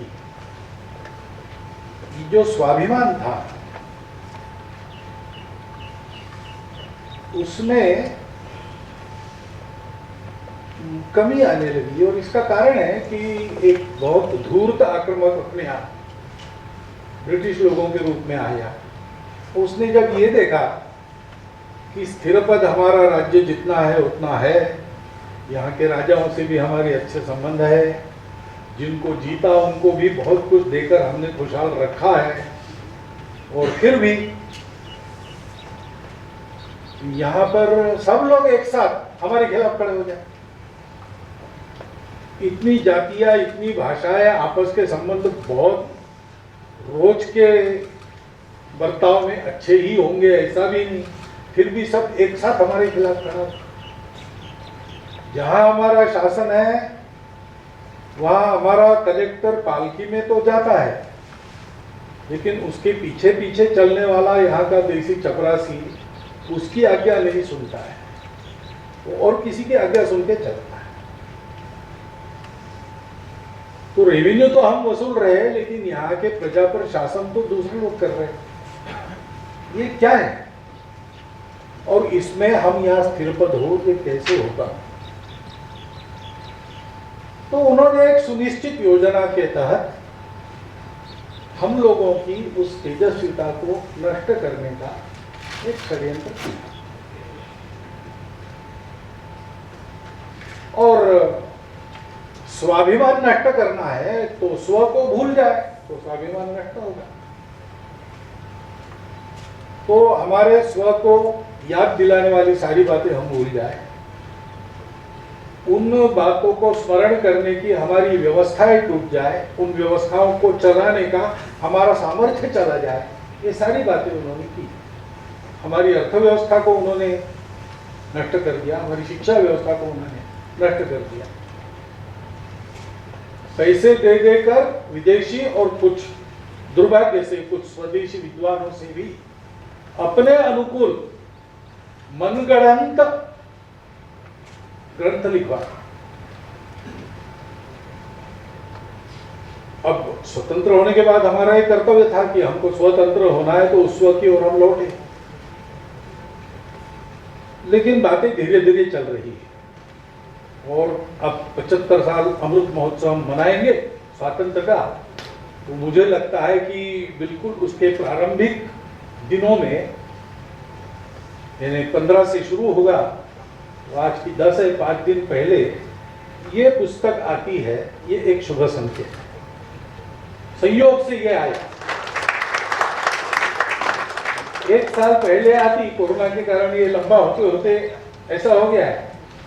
लेकिन मुझे लगता है कि इसमें भी कोई नियति का संकेत है कि ये 15 अगस्त के पहले आ जाए, 75 वर्ष का प्रारंभ होगा उसके पहले। क्योंकि स्व की आवश्यकता तो सबको रहती है, जिसको अपनी उन्नति करनी है। आखिर उन्नति तो स्व के आधार पर होती है। उन्नति का सबके लिए एक माप नहीं होता।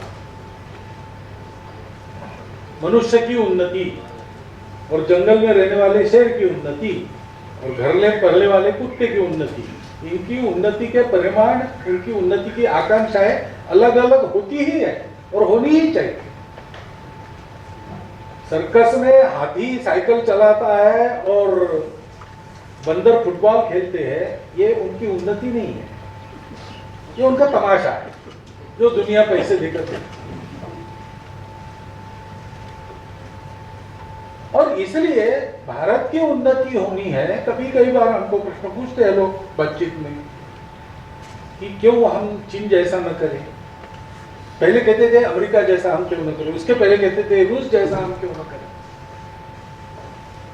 मैं उनको कहता था कि भाई उनके जैसा हमको क्यों करना, हम हमारे जैसा करें ना, हमारे जैसा अच्छा करके दिखाएं। लेकिन हमारे जैसा यानी कैसा,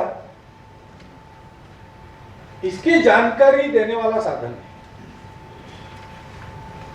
3 साधन होते हैं, परंपरा से, दादा दादी नाना नानी की कहानियों से, घर में माता पिता बताए उससे, उनके द्वारा घर में जो किताबें आती है, कथा प्रवचन होते उससे, ये सारी बातें आती है। अब पहले तो था, अंग्रेजों की शिक्षा पद्धति में भी ये चलता था, इसलिए उसी शिक्षा पद्धति में से तिलक, गांधी, योगी, अरविंद, विवेकानंद ऐसे लोग निकले उस शिक्षा पद्धति के बावजूद। क्योंकि जो शिक्षा पद्धति में है वो, और जो जिन पर श्रद्धा है, माता पिता है, गुरु है, ऐसे लोगों से जो मिला है, जिसको हम प्रमाणित सत्य मानते ही है, श्रद्धा है, विश्वास है और जानते हैं, वो आप्त है, उनको कोई स्वार्थ नहीं है। लेकिन वो बता रहे और ये गलत है, वो सही है, इस दृष्टि के कारण। और उस समय इस शिक्षा पद्धति के बावजूद ऐसे लोग नहीं। लेकिन अब तो घर में माता पिता को बच्चे से बात करने की फुर्सत ही मिलना मुश्किल हो गया, कहानी बताना तो दूर रहा। और शिक्षा पद्धति में ये बात नदारद है। और कुछ ऐसी बातें हुई कि इससे उल्टा बहुत है। अभी कुछ एक कविता भगवान राम पर ऐसी चली, उनके सरयू में जल समाधि लेने पर। तो कविता तो और खराब है, लेकिन उस पर जो टिप्पणी है उसमें लिखा है कि राम अयोध्या के राजा थे और जीवन के अंत में उन्होंने सरयू में आत्महत्या कर। अभी तो ये सही है कि राजा राम वाल्मीकि रामायण में वर्णन है, सरयू में अयोध्या के निवासियों सहित उन्होंने ऐसी जल समाधि वर्णन है, लेकिन जल समाधि को आत्महत्या कह दी। ऐसे अंग्रेजी में कहते हैं सटली। हमारे यहाँ जो पढ़ाया जाता है उसमें हमारे लोगों को ये गौरव प्राप्त न हो, ये जो अंग्रेजों की नीति थी, उन्होंने पढ़ाई ऐसी दी है हमको कि आपके पूर्वजों ने कोई रण गौरव, कोई धन गौरव प्राप्त नहीं किया है। आपका इतिहास बस ऐसा ही है कि बाहर से कोई भी आएगा, पीट पीट के आपको गुलाम बनाएगा, आप उसकी बाबूगिरी जी हुजूरी करेंगे। अब कभी कभार कोई आएगा, महापुरुष सर्वत्र होते, यहाँ भी एकाद होगा, आपको जगाएगा, आप उसको निकाल देंगे, फिर दूसरा आएगा, उसकी चाकरी करेंगे। ऐसा एक अपनी जीव हुजूरी करने वाला वर्ग निर्माण करने वाली शिक्षा, ये हमारे यहाँ है। और दुर्भाग्य से वो बहुत लंबे समय तक स्वतंत्रता के बाद भी शुरू।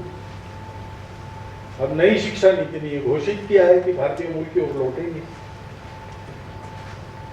अच्छा है, उसकी आवश्यकता तो है, क्योंकि सभी जगह ऐसा होता है। अभी ये आएगा, ये पुस्तक भी आया है, नीति भी आएगी, उस पर बहुत उल्टी सीधी चर्चा होगी, जरूर होगी। इस पुस्तक को कहेंगे कि जैसा आपने कहा कि दकियानुसी जमाने में रहने वाले लोग, ऐसा इसको कहा जा सकता है क्योंकि ये पुराना है। लेकिन दकियानुसी जमाने की ओर कौन नहीं लौटता है भाई, जब खतरे में पड़ जाता है। राज्यपाल साहब ने कहा वैसे, जब द्वितीय महायुद्ध में अचानक रशिया पर जर्मनी का आक्रमण हुआ, रशिया तैयार तो था नहीं, और वहां के साम्यवादी शासन ने सारी परंपरा को वगैरह सब नकार दिया था। तो जनता को फिर से उत्साह में लाने के लिए स्टालिन ने कौन सी कहानियां बताई अपने भाषणों में? पीटर द ग्रेट की, कैथरीन द ग्रेट, अपना इतिहास बताया। वही सरमाएदारों का इतिहास, शोषकों का इतिहास, उसके गौरव के प्रति वही उसने रशियन जनता के सामने रखे। इंग्लैंड में प्राइमरी स्कूल की जो साल यानी ट्रिप्स निकलती है, स्कूल ट्रिप्स, उसमें मैंने सुना कि एक जगह ले जाते हैं, वहाँ एक क्लासरूम है, उस क्लासरूम को ले जाते हैं, जैसे क्लासरूम रहती है वैसे है, ब्लैक बोर्ड है, कुर्सी टेबल है सामने, बेंचेस डेस्क लगे हैं। वहाँ उसको दिखाते हो, कहते कि ये सारे बेंच और डेस्क जिस लकड़ी से बनी है, वो लकड़ी नेल्सन, एडमिरल नेल्सन ने स्पेनिश आर्माडा को जिब्राल्टर की खाड़ी में डुबा दिया था, आर्मारी लड़ाई में। वो जो जहाज डूबे, उनकी जो तैरती लकड़ियां वो जमा करके उससे बनी। स्कूल के विद्यार्थियों को अपने राष्ट्र के पराक्रम का इतिहास बताया। डॉक्टर जोशी चीन में गए थे, उन्होंने अनुभव बताया। वापस आने के एक दिन पहले उनको फोन आया कि भाई यहाँ एक यूनिवर्सिटी ऑफ यूथ फेस्टिवल है, आप एक दिन और रुक के यहाँ से फिर गए। अब एकदम टॉप से आया था संदेश, तो ना करना संभव नहीं था, उनका टिकट पर तो उसकी व्यवस्था हो गई, रहे उपस्थित उसमें। तो उसका प्रारंभ कैसे हुआ? 1 लाख विद्यार्थी चीन भर के उस बड़े विशाल ऑडिटोरियम में है, और अंधेरा होकर सामने का स्क्रीन इल्यूमिनेट हो जाता है, और उस पर दुनिया का नक्शा, और उस पर मंडराते हुए उड़ते हुए ड्रैगन, और फिर उसमें आज के चीन का नक्शा हाईलाइट हो जाता है। और निवेदक कहता है कि एक जमाना था, सारे दुनिया पर चीन का ड्रैगन इस प्रकार अपने पंखों की हवा से उसको और विचलित करता था। हमको फिर से ऐसा चीन खड़ा करना है। आखिर किसी को गौरव अगर देना है तो स्व गौरव के सिवाय दूसरा गौरव नहीं हो सकता। मैं कर सकता हूं, मैंने किया है। और इसलिए ये शिक्षा आवश्यक है, और ये शिक्षा अभी पूर्णता उसका ज्ञान लुप्त नहीं हुआ, बहुत लोग हैं बता सकने वाले, परंतु जिस मात्रा में इस शिक्षा का प्रसार आज भारत में आवश्यक है, घर घर में, तो सुशिक्षित लोगों में तो इसका ज्ञान बहुत कम हो गया है, क्योंकि वो सुशिक्षित हो गए। और जो अपने दकियानुसी ज्ञान को लेकर अशिक्षित रहे, उनमें थोड़ा बहुत बाकी है परंपरा की। ये वस्तु स्थिति है, मेरा किसी पर कटाक्ष नहीं, ऐसा हुआ है क्या करें। अपनी भाषा का ज्ञान जो नहीं पढ़े लिखे हैं उनमें ज्यादा है, घर की वस्तु स्थिति।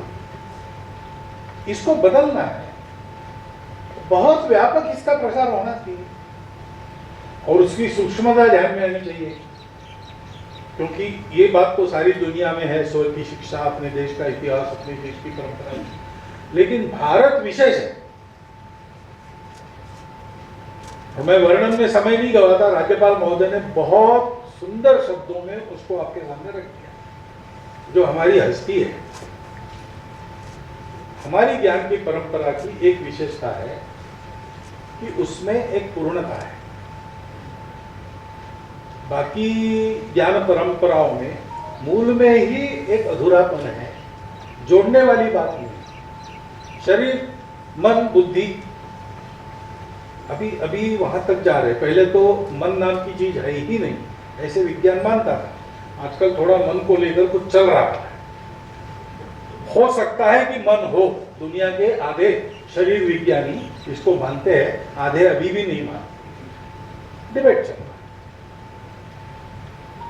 है। ऐसी कई बातों में आगे बढ़ने के बाद भी, पूरा होने के बाद भी, शरीर, मन और बुद्धि ये अलग अलग है, इनको जोड़ने वाला क्या है जो एक साथ रहते हैं? जब ये एकदम अलग अलग चलने लगते हैं तब तो आदमी पागल हो जाता है। शरीर की आवश्यकता मन नहीं समझता और मन के भाव को बुद्धि रोक नहीं सकती, तब तो आदमी विक्षिप्त हो जाता है। तो एक साथ चलते क्यों है? ये बैलेंस कैसे आता है?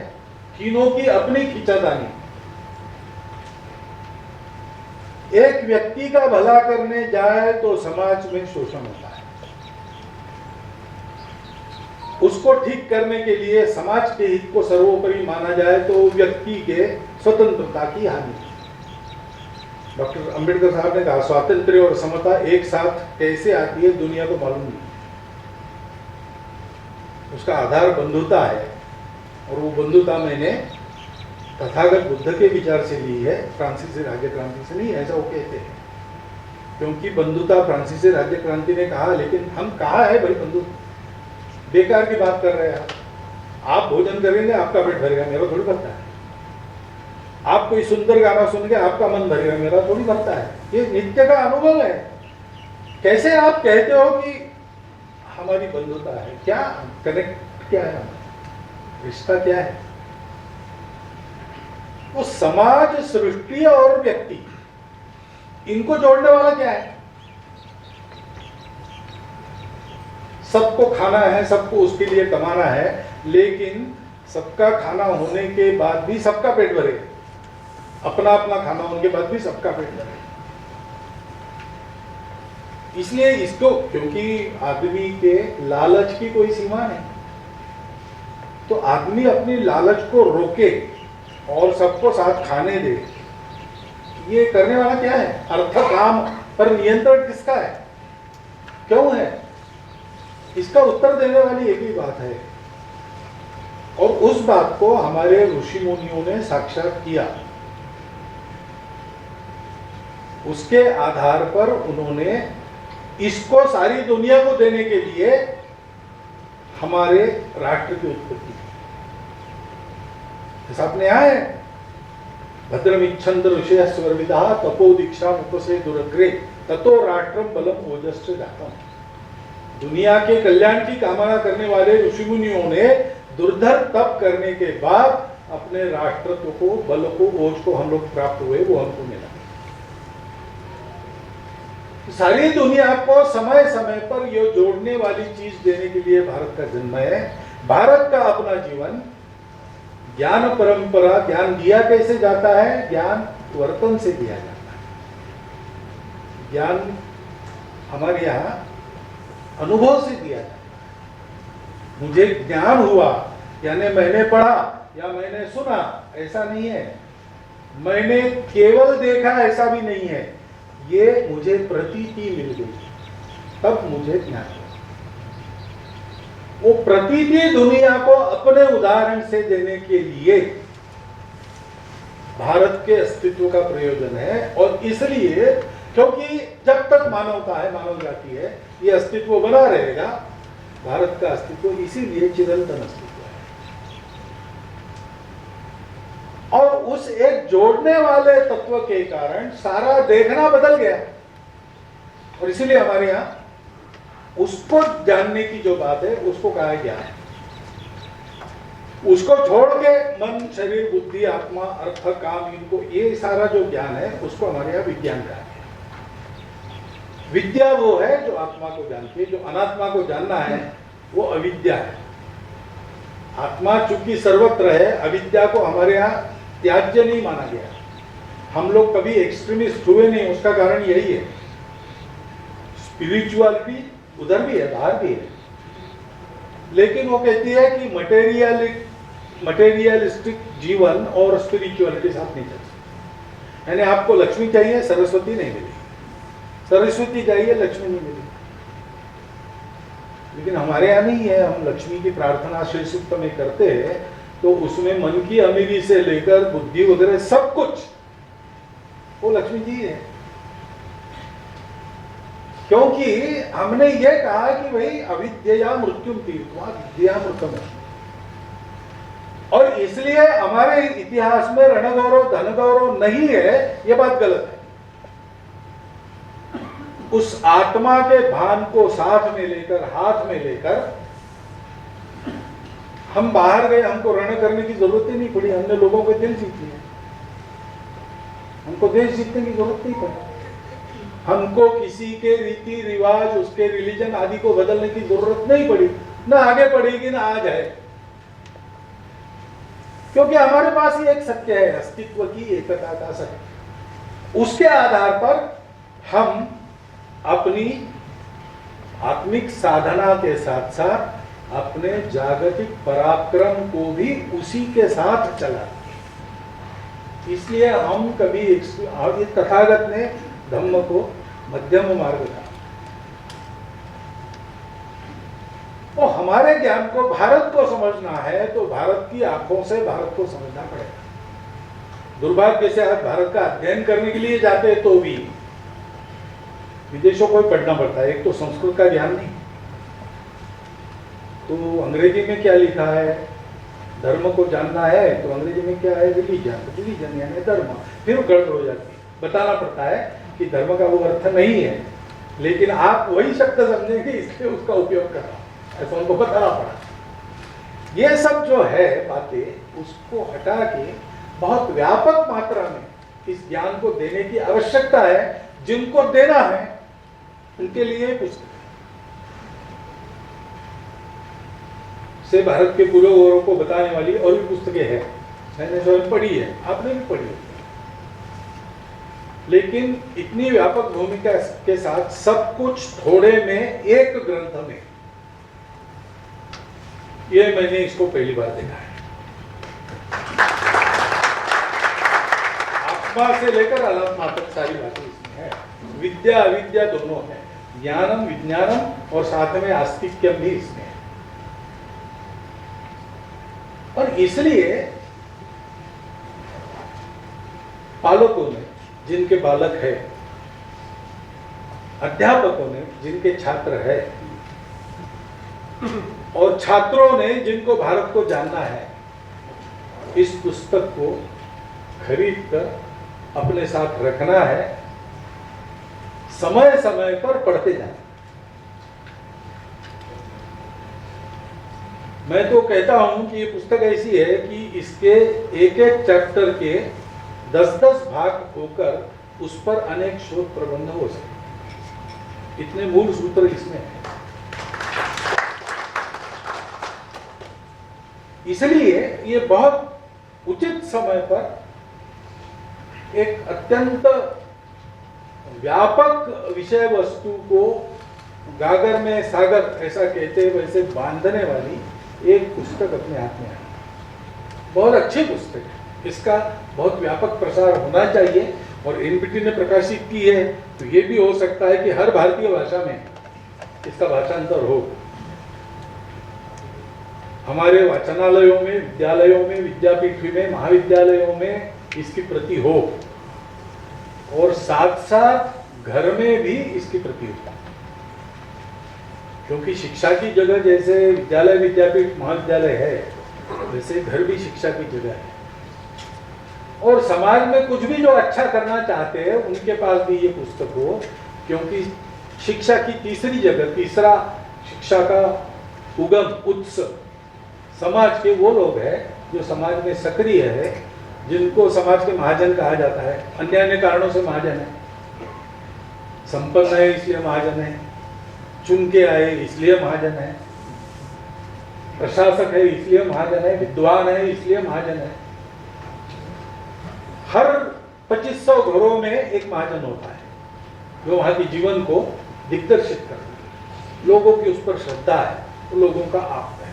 ऐसे सब लोगों ने इसको पढ़ना चाहिए, आवश्यकता है। जिनके भाषण होते हैं जो समाज, उन्होंने पढ़ना ही चाहिए।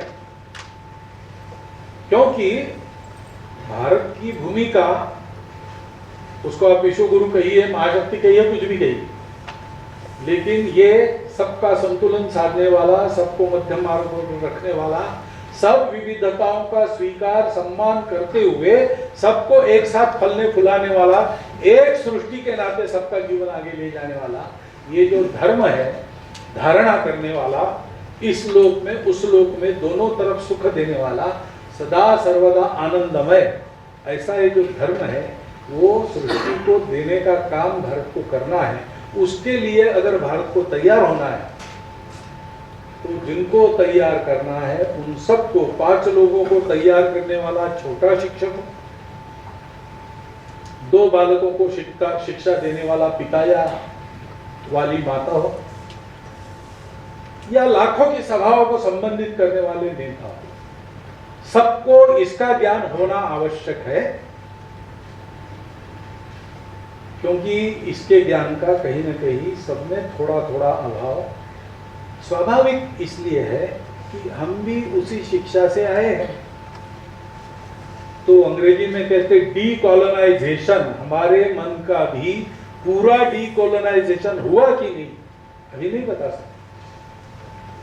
जैसे वो बार बार डिसइंफेक्टेंट लगाओ, हाथ को डिसइंफेक्ट करो कोरोना के दिनों में, ऐसा है, वैसे परानुकरण की आंधी में बार बार अपने मन को इस प्रकार डिसइंफेक्ट करने के लिए ये पुस्तक हमेशा प्रत्येक के पास घर में रखना आवश्यक है। इस पुस्तक के आधार पर जानकारी का प्रसार करना आवश्यक है। इस दृष्टि से हम सब लोग इसको सोचे, इतनी विनंती करता हूँ, सबका अभिनंदन करता हूँ और मेरी 4 शब्द समाप्त।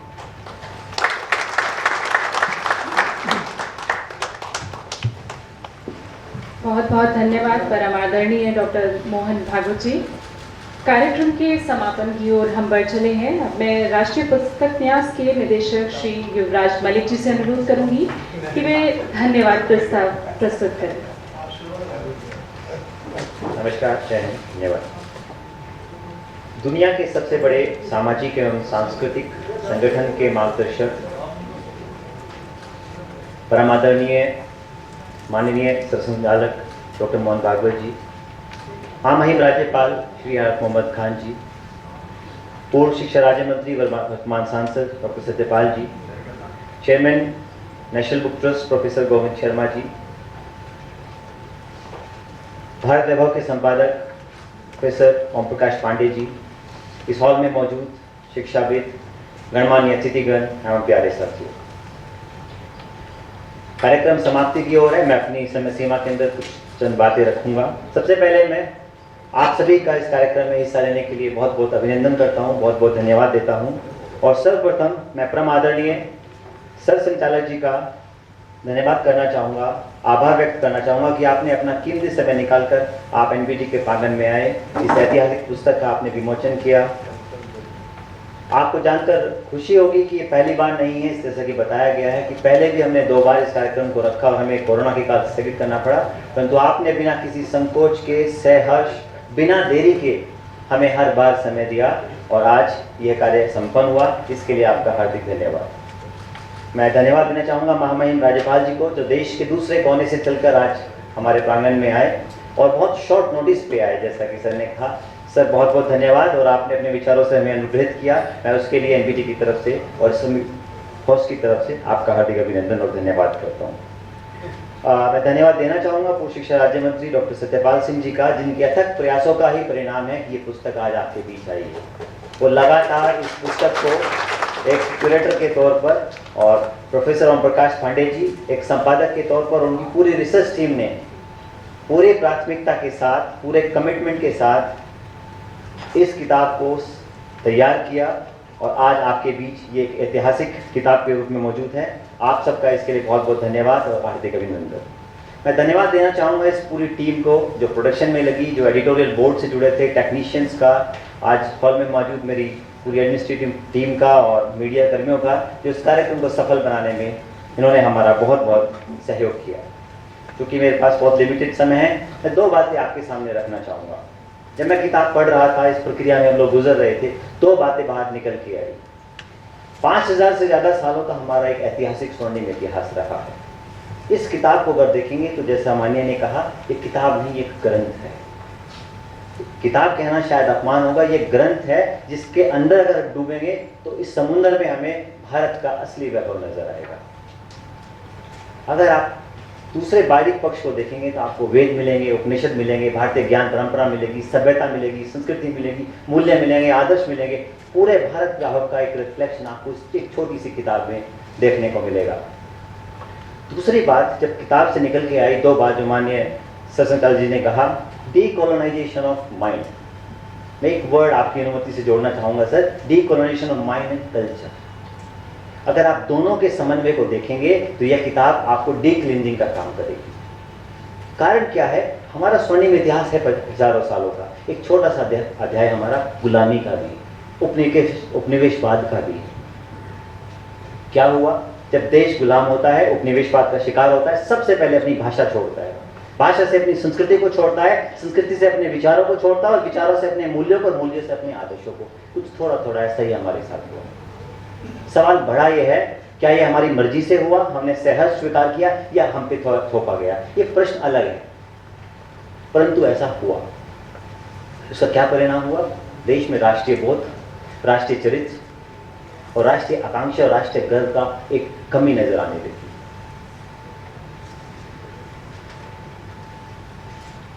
अगर आप देखेंगे, हमें पता ही नहीं चला कि भारत कब इंडिया हो गया। हम इंडिया हो गए, उपनिवेशवाद के न्यूरॉन्स हमारे अंदर चले गए, हमें पता ही नहीं चला।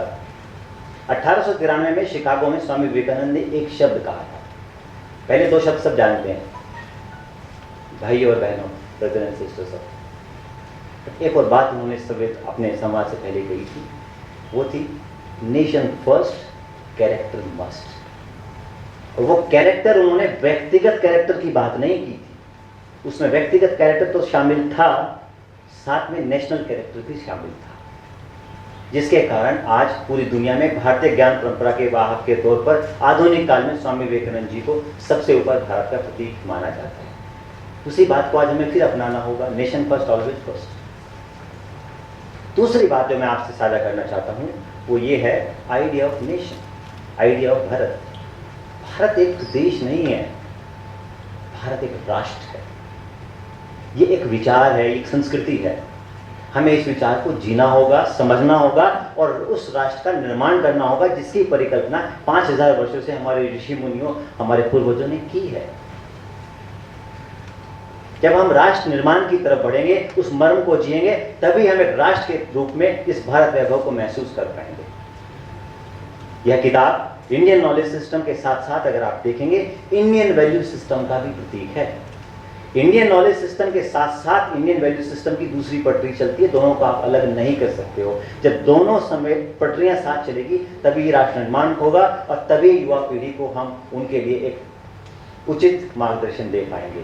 मुझे विश्वास है कि यह किताब आने वाली पीढ़ी को भारत वैभव का भी ज्ञान देगी, राष्ट्र के प्रति अपना योगदान देने के लिए भी प्रेरित करेगी, राष्ट्रीय वर्चस्व और राष्ट्रीय गौरव भी सिखाएगी और राष्ट्रीय अभिमान को भी ऊंचा करेगी। नेशनल बुक ट्रस्ट का रोल इसमें आता है नॉलेज पार्टनर के तौर पर। यह हमारा सौभाग्य है कि हम इस किताब को पब्लिश करने का मौका मिला।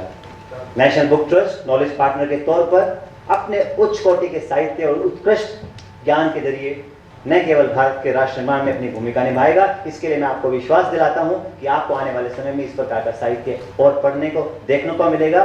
जिस प्रकार माननीय संचालक जी ने कहा कि आप गर्व महसूस करेंगे इस किताब को, आने वाले समय में आपको और साहित्य मिलेगा और नेशनल बुक ट्रस्ट राष्ट्र निर्माण में, पठन पाठन की संस्कृति में नॉलेज बेस्ड सोसाइटी बनाने के लिए आपको सबसे आगे खड़ा दिखाई देगा।